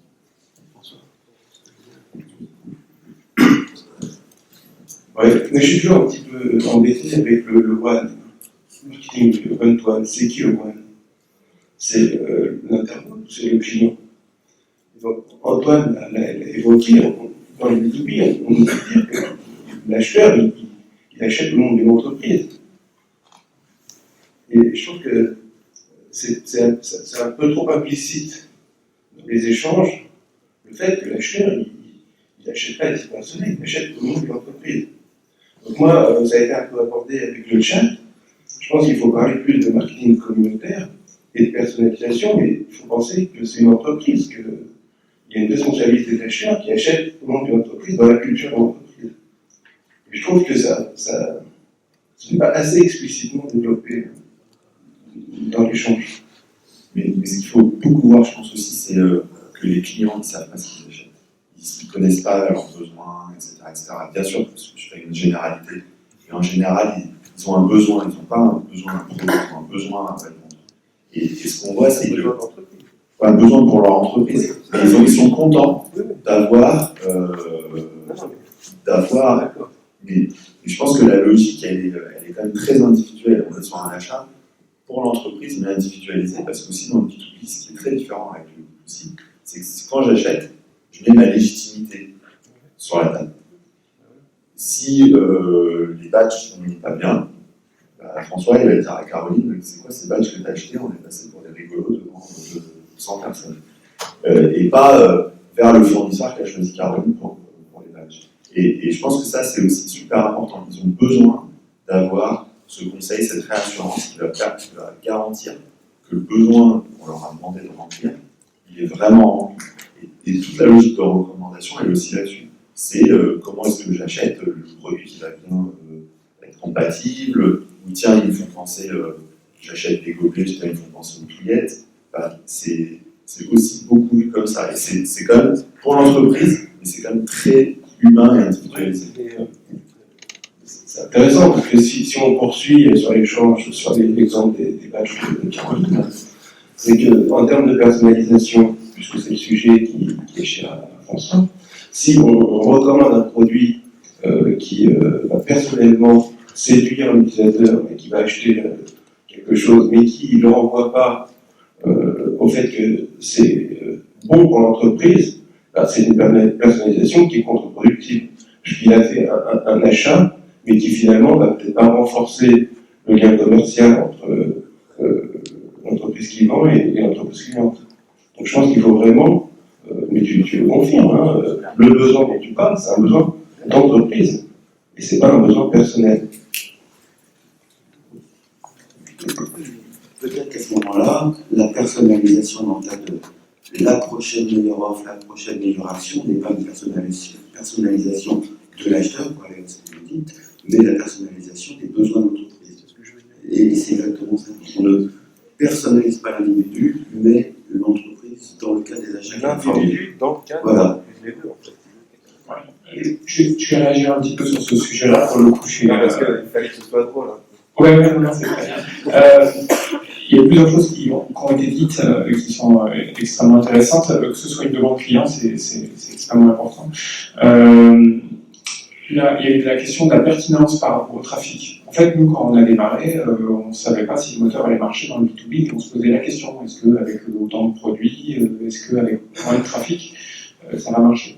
Et la réponse, c'est que, alors c'est un monde idéal où tout marche super bien, etc., ou toujours mieux, etc., mais globalement, ça marche quand même pas mal. Ce qu'apprend le moteur à partir de ce que font les clients est plutôt qualitatif. Et quand on réfléchit, finalement, c'est assez naturel que ce soit qualitatif parce qu'il y a moins de trafic. Il y a potentiellement plus de produits, souvent.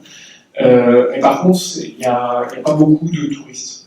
Les gens qui viennent, ils ont une démarche pro, et quand ils mettent dans leur panier le produit A, le produit B, le produit C, il y a quand même une cohérence, et capitaliser sur cette cohérence, ça crée de la valeur.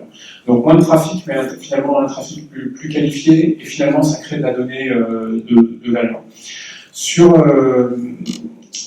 l'autre point là, dont on était en train de parler, je le trouve extrêmement intéressant, et ça, pour nous, ça ouvre des perspectives, parce que c'est quelque chose qu'on ne traite pas en tant qu'auteur de recommandation. On fait effectivement de la recommandation à l'individu, et aujourd'hui, on n'a pas cette notion de se dire, ah ben oui, mais il y a par exemple 10 acheteurs pour telle entreprise, et ce serait intéressant aussi de croiser un peu les données entre ces différents acheteurs et de voir ce qu'on pourrait en tirer. Ça montre qu'on a encore une longue route devant nous pour améliorer tout ça. Peut-être un point aussi qui est l'importance de la qualité de la donnée de produit pour pouvoir effectuer des recommandations pertinentes. Ça va mieux en disant. Il est évident qu'un plombier qui a rempli son panier avec du tuyau plastique, c'est pas la peine d'aller lui proposer un raccord en cuivre ou de la soudure. Encore faut-il que dans le produit raccord, on ait l'attribut matière qui soit bien renseigné avec cuivre ou plastique pour être capable de le proposer dans le bon contexte. Oui, tu as raison, comme sur tous les supports, pour le coup, on est dans le pot commun de toutes les solutions qu'on appelle le merchandising. Toutes ces solutions-là marchent d'autant mieux quand le catalogue est de qualité. On compléter un petit peu sur l'intérêt d'avoir cette recommandation produit sur un site. À la base, pour le client, en effet, généralement, il passe encore beaucoup par téléphone. Quand il appelle, il a un besoin. Il ne sait pas forcément quel produit, parce qu'au final, l'emballage, c'est des produits qui sont assez techniques. Moi, je l'ai un petit peu découvert en arrivant, mais en fonction des types de produits qu'on va expédier, où on va les envoyer, on va conseiller des produits calages différents, de l'adhésif différent, un carton différent. Et le client, il ne sait pas forcément faire cette différence-là. Par téléphone, c'est aussi très facile de dire ah bah j'ai vu la semaine dernière, vous avez acheté ça, vous voulez pas en racheter, peut-être que vous allez en manquer. Sur le site internet, il n'y a personne qui va lui dire t'as acheté ça. Par contre, il y a pas pensé la dernière fois, tu avais pris ça, est-ce que ça t'intéresse? Donc au final, les produits recommandés, c'est presque aussi quelque part un service. Et moi, en tant qu'utilisateur perso, quand je vais sur des sites, en fait, je trouve ça pratique. Je vais sur un produit, ils proposent des produits soit identiques, en tout cas de la même gamme, ou alors on fait des produits complémentaires, et je trouve que ça me fait gagner du temps. Alors en effet, par contre, il faut que ce soit hyper pertinent, parce que si c'est pas pertinent, c'est aussi la qualité de la marque. Mais du coup, c'est un outil qui apporte un service et qui doit, parce que aussi c'est l'objectif d'une plateforme de commerce, et on a tous de l'outil business, le but c'est quand même aussi d'améliorer l'AOV et puis de rajouter des lignes à la commande. Un des enjeux aussi dans votre recommandation, dans le B2B, c'est d'arriver à impliquer les commerciaux dans la recommandation qui est faite à leurs clients. Et c'est aussi un lien qui se passe avec le CRM, c'est d'arriver à ce que le commercial puisse avoir une visibilité du trafic, des visites que peut avoir son client sur Internet. Il va s'approcher de certains produits, il va s'approcher de certains univers, on va pouvoir identifier certains chantiers. Et à ce moment-là, quand le commercial sera informé de ça, il va pouvoir aussi participer à la recommandation. Ça rejoint après avec cette notion de CRM, mais ça rejoint l'idée là de dire on n'est pas dans du one-to-one, on est dans d'entreprise vers entreprise, et c'est la recommandation d'entreprise vers entreprise dans laquelle l'entreprise entière doit s'engager en tant que fournisseur de produits, mais aussi en tant que commercial qui a ses recommandations. Et c'est cette vision-là, en fait, que je pense qui est intéressante dans la recommandation B2B. Moi, j'avais une question qui couvre un petit peu tous les domaines qu'on a vus là. Quels sont les outils qui permettent de capter de la statistique totalement cross-canal, c'est-à-dire qui va partir du papier, de l'animation qu'on va faire en magasin ou en point de vente, etc., pour aller sur le site web, et puis pour alimenter la reco, le search, le merchandising du site, etc.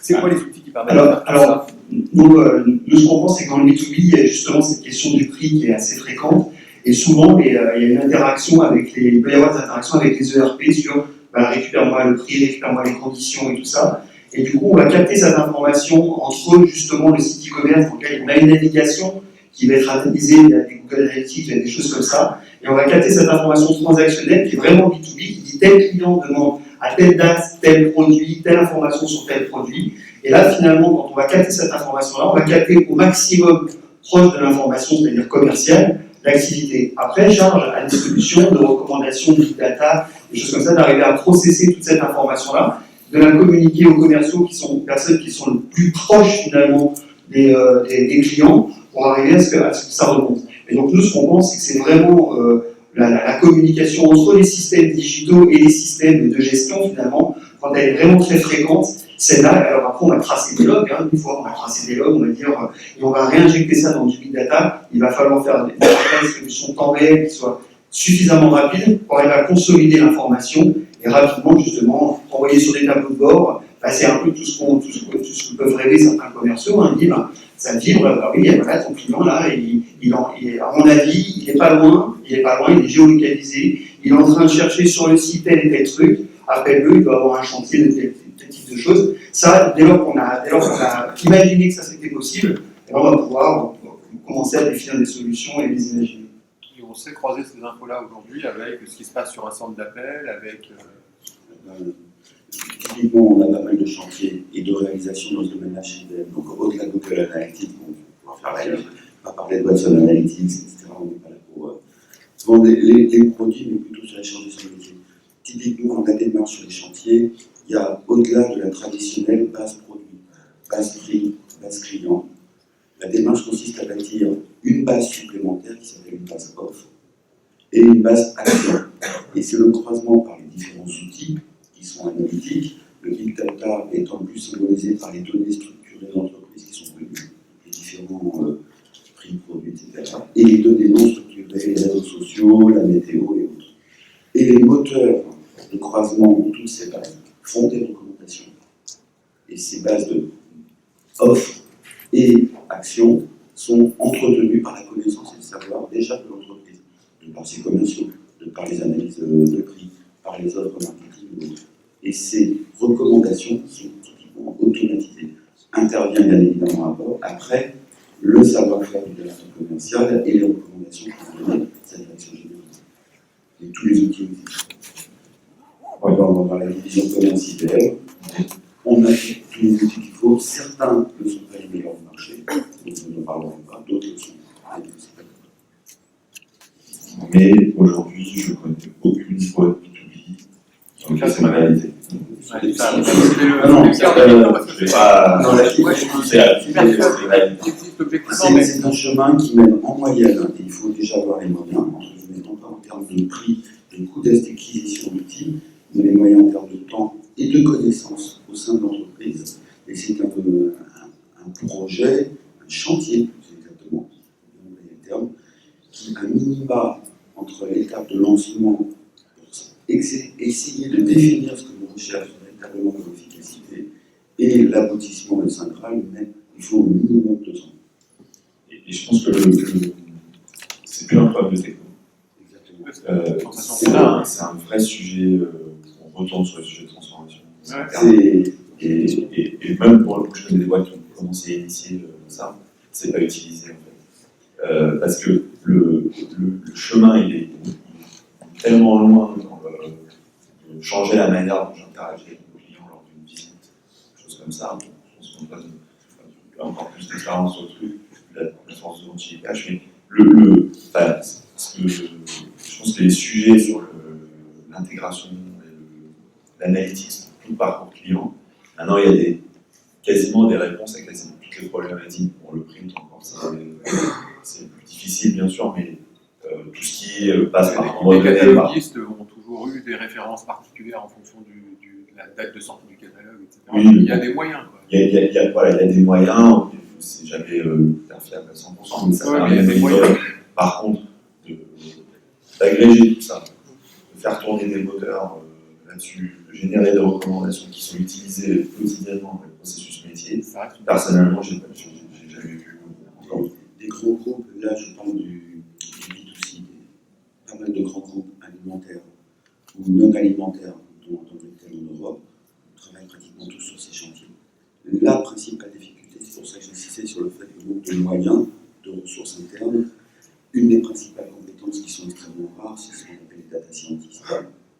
Et ces ressources-là, les entreprises se les disputent. Donc elles sont chères, elles ont du mal à retraduire leur savoir algorithmique en cas concret sur le terrain, les pieds dans la glaise. C'est ça la principale difficulté. Comme tu disais, les outils existent. On avait une question ici. J'ai une question qui rejoint la question de monsieur. Alors, au-delà des outils analytiques, la question je trouve très intéressante, mais moi je me pose une question pour évaluer justement ce parcours client. On est tous d'accord sur l'importance de sa qualification pour améliorer le business. Est-ce que c'est pas une question d'abord d'organisation? Sauf erreur de ma part, je m'aperçois qu'il n'y a pas forcément dans les entreprises des personnes qui portent la responsabilité de tous les points de contact avec le client. Un espèce de responsable contact client, responsable plus généralement responsable expérience client. Clairement sur ce point-là, chez Raja, on a un département, un marketing client qui va récupérer toutes ces data-là, toutes ces analyses et qui va en tirer des enseignements. Après, c'est bien d'en tirer des enseignements, après il faut être aussi capable de l'exploiter et puis d'activer les campagnes marketing sur différents canaux. Donc, je crois qu'en effet, ce qu'on décrivait sur capter toute cette data-là, l'exploiter en phase d'analyse, puis arriver à l'activer, c'est un peu la cible de tout le monde. Même dans le B2C aujourd'hui, je ne connais pas beaucoup d'acteurs qui ont réussi à structurer ces données-là et à en faire des campagnes un petit peu en CRM facilement sur un site et sur le display. On est encore au début sur le B2C. En effet, c'est des sujets organisationnels parce que ce point-là doit être porté aussi par le CDO, par le PDG, parce que c'est nécessaire qu'il y ait un point de contact unique où on mette toute la data du groupe et pas que chacun soit construit un petit peu son petit cube décisionnel dans son coin parce que sur le web on a des problématiques, que à côté on a l'ERP. Donc il faut en effet que ce soit un sujet porté, encore une fois, je pense, au plus haut de l'organigramme. Ouais, alors on avait dit qu'on avait le droit d'être polémique, donc c'est l'animateur qui va être polémique. Et si c'était pas la bonne approche, c'est-à-dire est-ce que c'est raisonnable d'imaginer faire un méga entrepôt qui va contenir toutes les données et qui va être long à faire et qui va coûter cher et donc résultat si c'est long et si c'est cher c'est risqué. Est-ce que l'approche aujourd'hui c'est pas quelque chose de plus c'est une vision presque vivante des choses, c'est-à-dire de faire des différents silos, différentes DLP, c'est aussi le mot qu'on met aujourd'hui sur ce truc-là. Et puis après, par contre, de travailler, de mettre de l'énergie dans l'interconnexion entre ces DLP. C'est-à-dire qu'elles doivent alors j'aime bien cette expression, mais il faudrait qu'elle peut être drôle, le cross-fertiliser ces différentes... c'est pas mal. Donc, et alors, c'est quoi l'avantage parce que finalement, nous, on est confrontés à ça en permanence. On est finalement une DLP. C'est pas comme ça du tout qu'on se vend, c'est pas ça qu'on propose comme promesse, mais pour fonctionner, pour être capable de dire, tiens, pour telle personne, c'est probablement ça les produits qu'il faut recommander. On est forcé, on doit gérer beaucoup de données et les analyser en temps réel, et les alimenter par du CRM, et les alimenter par tout un tas de choses. Et donc, le résultat, ça nous force à nous poser cette réflexion, puis en plus, c'est un métadata, de l'urbanisme finalement de l'entreprise. Est-ce que c'est raisonnable finalement que nous, on ait cette espèce de DLP qui a poussé dans son coin, et puis il y en aura d'autres sur différents sujets. Et aujourd'hui, ma perception, c'est que sur ce sujet-là, qui est extrêmement intéressant, il vaut peut-être mieux faire des choses par étapes, et puis accepter qu'il y ait finalement de la redondance, c'est-à-dire des DLP qui sont spécialisés, des entrepôts qui sont spécialisés pour des besoins particuliers. Nous, ce qui change complètement la façon dont notre système marche, c'est l'obsession du temps de réponse real-time. On doit répondre en 50 millisecondes à n'importe quelle requête, n'importe quand. Et je vous garantis que ça change un petit peu la façon dont ce qu'on va se permettre de faire et ce qu'on se permettra de faire. Alors sur d'autres sujets, par exemple en webmail, où on peut se dire, tiens, on a des heures de calcul et on va segmenter, prendre du temps. Voilà, l'unité de temps n'est pas forcément la même. Je vais faire juste un petit commentaire sur la méthode, en fait. Je partage pas du tout, enfin j'y crois pas. Voilà, ça y est, c'est... Ah voilà, on est pas d'accord, c'est Yes. C'est pas par expérience personnelle, de par ce que j'ai vu de droite et de gauche. Mettre en place des concepts d'urbanisation, de BLP et de cross-fertilisation, c'est le foutoir annoncé en notre temps.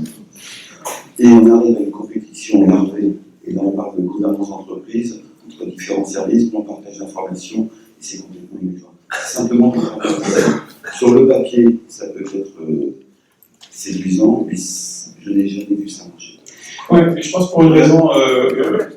Je n'ai pas vu l'inverse encore. Oui, c'est pour ça. Je pense pour une raison. Qui a fonctionné. Je pense que ça, c'est de toute façon, c'est des sujets sur lesquels il y a beaucoup à faire. J'ai pas rencontré beaucoup de CEO qui est une d'entreprise qui se pose des questions d'urbanisme du système d'information. Alors que c'est des questions qui potentiellement les concernent. Ah, ça bouge, hein. Et pour moi, la question clé pour aller dans ce sens-là, c'est de développer une culture API. Et à ce moment-là, c'est ce qui permet que ce ne soit pas le foutoir. Parce qu'effectivement, si on laisse pousser les choses n'importe comment et puis on se dit on va les brancher entre eux, c'est le plat de nouilles garanti. J'ai pas été je fais la distinction entre l'outillage et la culture d'API, qui est une agilité qui est nécessairement transverse, et la manière d'y arriver.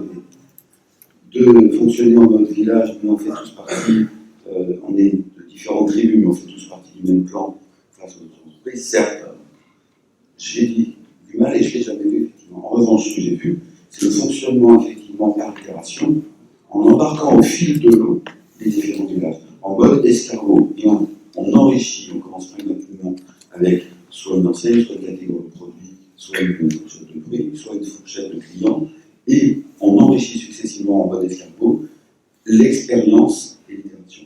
Deuxième point sur lequel on peut effectivement remarquer que là, il y a quand même une transformation dans les gouvernances et les organisations des entreprises, que ce soit B2B ou B2C, et qu'il y a encore 2 ans, on ne parlait pas du rôle d'un Chief Digital Officer, d'un CDO.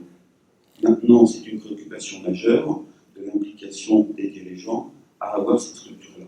Et ce CDO qui était une bête bizarre qu'on avait du mal à définir en 3 ans, et qui était un pied au marketing, un pied à l'IT et la tête à la direction générale, maintenant il a une vraie fonction et les rôles sont clairement définis. Et c'est de sa responsabilité effectivement de pouvoir enchaîner en mode projet avec ce système. On arrive au bout de notre table ronde. Marc, tu voulais rajouter un mot?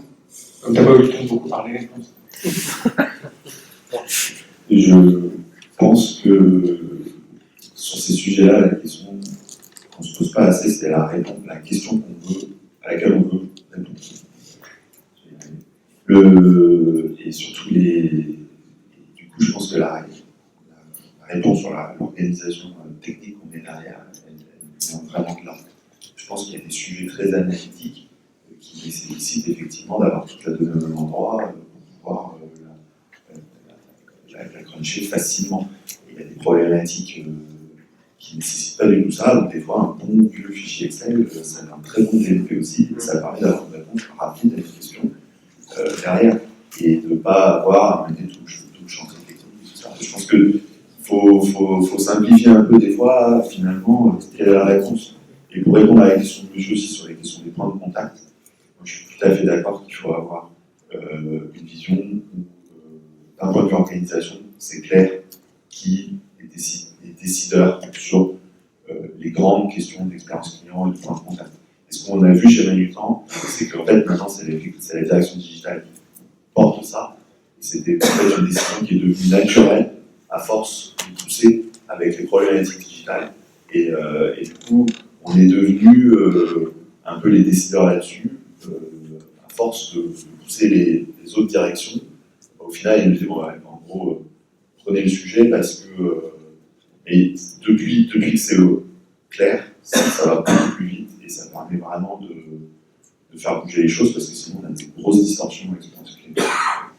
Oui, enfin, on est un peu pas dans la même situation justement où le digital est en train de porter le genre de sujet qui concerne un peu beaucoup de services, personne ne veut le prendre parce que tout le monde y voit un sac de nœuds assez incompréhensible. Je pense que pour revenir et pour boucler, l'histoire de l'escargot, la représentation de l'escargot est assez bonne. Je pense qu'il faut vraiment partir d'un irritant, enfin un point vraiment très embêtant, réponse à une question bien précise pour lancer ce genre de projet. Enfin, moi, c'est un peu la vision que j'ai des choses, c'est partir d'un besoin, nous certainement un besoin sur le terrain, certainement peut-être pas un besoin du digital, mais un besoin de terrain, comment faire plus de ventes croisées sur une famille de produits bien précise par exemple, et commencer à itérer autour de ça, et à cruncher la data autour de ça, et ensuite à agrandir justement ce fameux escabeau. Peut-être il y a un Caro qui fait des signes en disant arrête. Donc peut-être il y a une ou deux questions dans la salle, et sinon on va conclure. Moi j'aurais plein de trucs à rajouter, hein, mais oui, une question. J'ai une question. Déjà je me présente, je suis Céline Zouari d'IBM et je porte la stratégie e-commerce et merchandising sur le marché français. Après tout ce qui a été dit, est-ce que vous estimez aujourd'hui que votre plateforme e-commerce sont adaptées à vos besoins et aux besoins de vos clients? Si oui, pourquoi? Sinon, pourquoi? Et qu'est-ce que vous avez pu faire